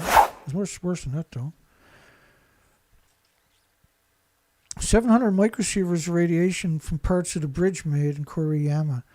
And Koriyama, of course, where the children in the schools were bringing water bottles to school to fill up with water to line the classroom and the outside of the classroom with water bottles to shield them from the gamma shine from the schoolyards. But the problem is, the Koriyama is a nuclear wasteland. We covered that last night, actually, didn't we? Or one of the shows from yesterday. We did 4 shows yesterday. And I was burnt out all day. It was unbelievable trying to recover from yesterday. Government simulation shows a radioactive plume of Krypton-85 over Tokyo when the plutonium mixed oxide. So Osaka, you can see Osaka is way up, 600 kilometers from Fukushima, by the way. The government afraid to tell the truth. Radiation 10 times higher than officials claim on September the 30th near Kyoto, which is 500 kilometers from the meltdown. So it's 100 kilometers from Osaka. Impossibly high. The World Health Organization initial report estimated Tokyo and Osaka infant thyroid doses of 10 to 100 millisieverts, 100,000 microsieverts. So multiply it by 750 to get the physical atoms per microsievert. A millisievert is 1,000 atoms, so 1,000 microsieverts. Each microsievert is 750 atoms. That's lowballing the numbers. So which every atom is pulsing energy, killing cells and chromosomes and DNA at almost 186,000 miles per second. And so in NAMI was almost a full sievert thyroid doses. These are just unbelievable numbers. But Osaka at 100,000 microsieverts for children. This is absurd numbers. So for the mushroom pickers to suggest that there was no foundation,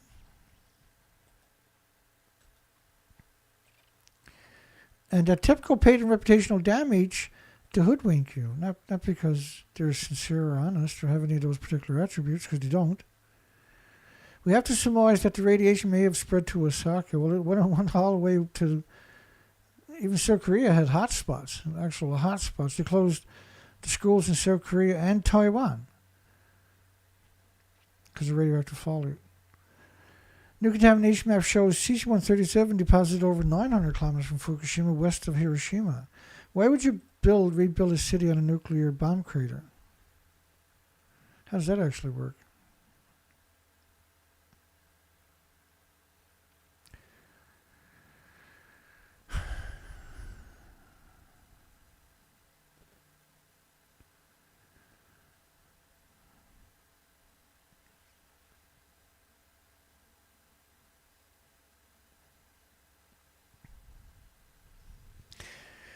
New contamination map shows cesium-137 deposited over 900 kilometers west of Fukushima.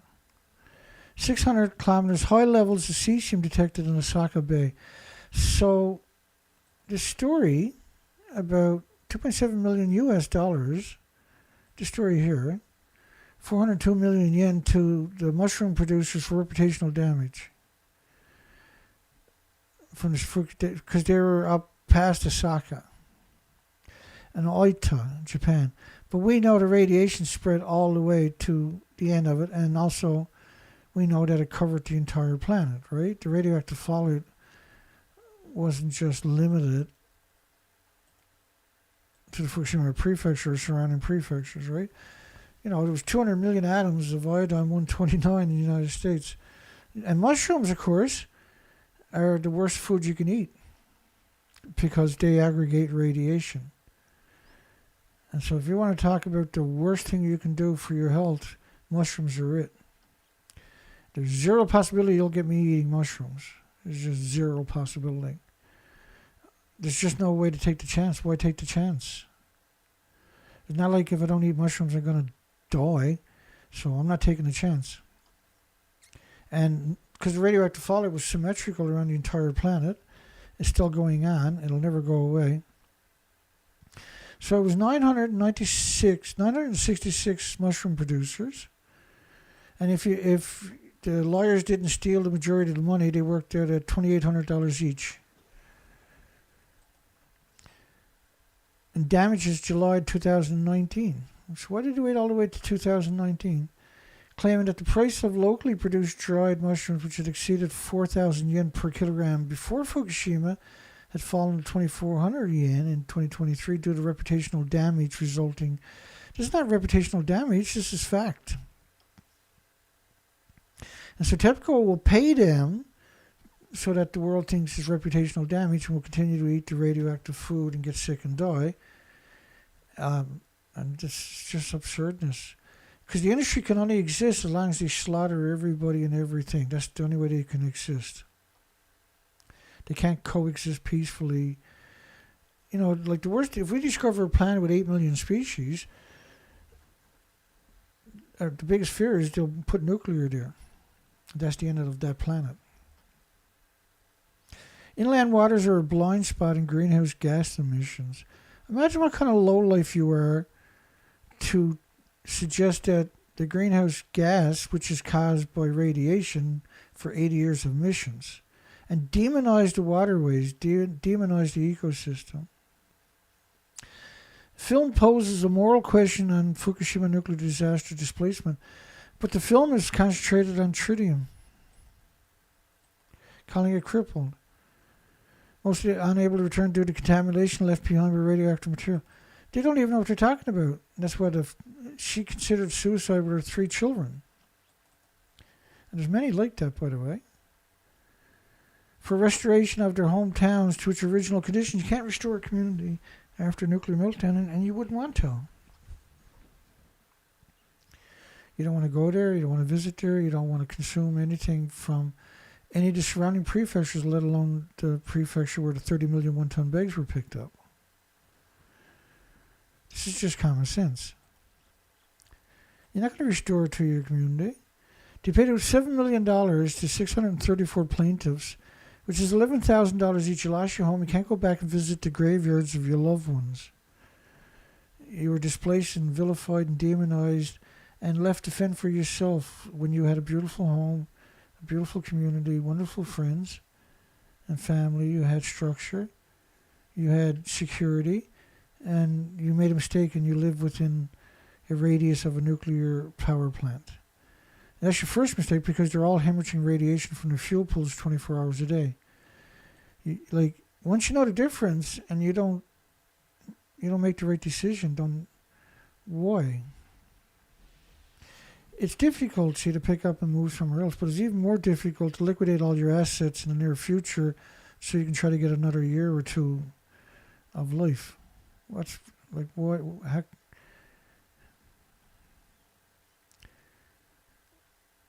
Because common sense is common sense. The truth is the truth. Second graders win a creative rice ball contest with Fukushima apple. Second graders. And this is up in Osaka, I believe, but it's Fukushima apple. It's just that connotation, see? And it's put on a pedestal in order to promote the nuclear food from the nuclear wasteland. It's really a genocide of stupid people causing this genocide. They're very intelligent, have incredible educations, but they're not functional. You know, like if they went back and hung out with their childhood friends, they would be rejected because they were scumbags back then and they're still scumbags now. They're just scumbags with an education and a good job. They're still scumbags, though. 29,000 still evacuated 13 years after March 2011.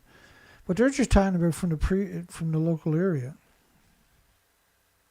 And then the Reconstruction Agency are trying to move people back into a nuclear wasteland and refusing to acknowledge the meltdowns themselves and the loss of the inventories. So the number of deaths from the indirect causes related to disaster, like aggravation of the injuries and illnesses, came to 38,000 by the end of December, according to the Reconstruction Agency. Enabling the establishment of so-called specified resident area within difficulty return zones in a nuclear wasteland. Within difficulty return, these are not difficult return, these are the never go return zones. And anybody advocates your return there, you should punch them in the mouth. And there's not a jury who would convict you if you had the basic foundation to defend yourself. The specified, because they're going to do it to somebody else, these are murderers. Call it what they are. The specified areas are intended to help residents return home early. Like, the specified areas are meant to find the most vulnerable of society, the most gullible, and move them in there as an experiment, and in order to manipulate the consensus that it somehow has some redeeming qualities there. So far, designated residence areas projects compiled by 4 Fukushima towns of Kuma, Futaba, Nami, and Tomoka. These are all areas that are completely evacuated for many, many years, have been recognized. I think that to even suggest that people should go back into a nuclear wasteland should be, by proxy, a death penalty. And I don't believe in the death penalty, but I do now post-Fukushima. Because they can murder 1 billion people with their evilness. And there has to be an incentive, right, so that they're not evil. And currently there's not. It's not illegal, by the way, to poison you with radiation. And then the arrogance, this hubris to suggest that in times of both misinformation, which is what they told you in every story about nuclear, and the worst kind of misinformation, the deadly misinformation. Quality journalism is more crucial than ever. These are not quality journalists. These are monsters. These are real-life demons. Oh, it looks like we found our way through the story tonight. My goodness. How did we do on time here?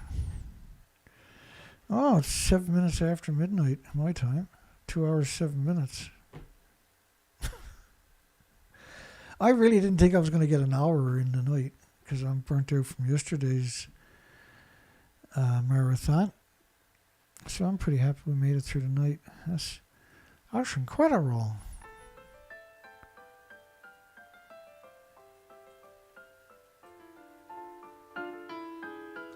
We're going to close the poll down, I guess, here in just a moment. Should the anti-nuclear replace the word tritium with lethal? Just bear with me for a second.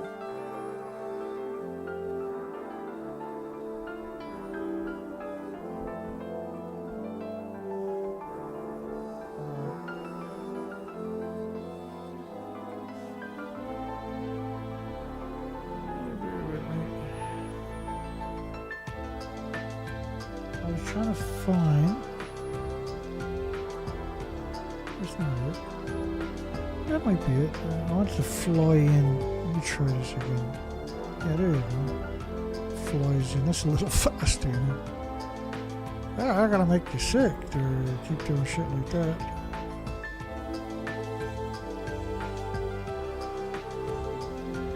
What's this like? Oh, that's what. Okay, let's try this again. Should the anti-nuclear replace the word tritium with lethal? And nuclear fuel pools are gone after March 6, 2011. With 43 votes, we got a stunning 48 likes. So that's great. Normally you get way more votes, not but too much, but more votes almost always than you do likes for your video. So they were meddling with this one, obviously. Because otherwise you would get those ratios, right? We've been doing this forever, by the way. So thank you everybody that voted. We got 44 votes, and that's basically 100%. Somebody accidentally said no, but that was obviously a mistake. Yeah, thanks everybody. Dana, Nasana, Richard, Sue, Rock, Albert, John, Stephen Young. We're very excited. Stephen Young is getting infusion therapy starting next week. And so he's got a new diagnosis, and hopefully that turns out really good. I'm assuming it's going to, right? But Tab, Peaceware, Colette. Good night, everybody.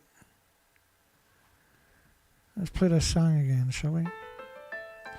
I smurfed up. John, and anybody I missed, my apologies. James Lucia, and that's a short song I got up to. Dana Nasana, I think I already said hi, Dana. Brody, and I'm just doing a quick shout out. I forget lately. Well, since I had surgery, since I had the heart attacks and the stents, 7 stents put in, it's been James Box has been really off my game, for that kind of, because I used to really love doing that. Don Vincent Walters, Starlight. Just wanted to pay homage to the people that are here all the time, and I always feel better when I do this. Gotta pick a longer song. Okay, well that's it for Dana. We'll see everybody tomorrow night. Have a great night and a great day tomorrow, folks.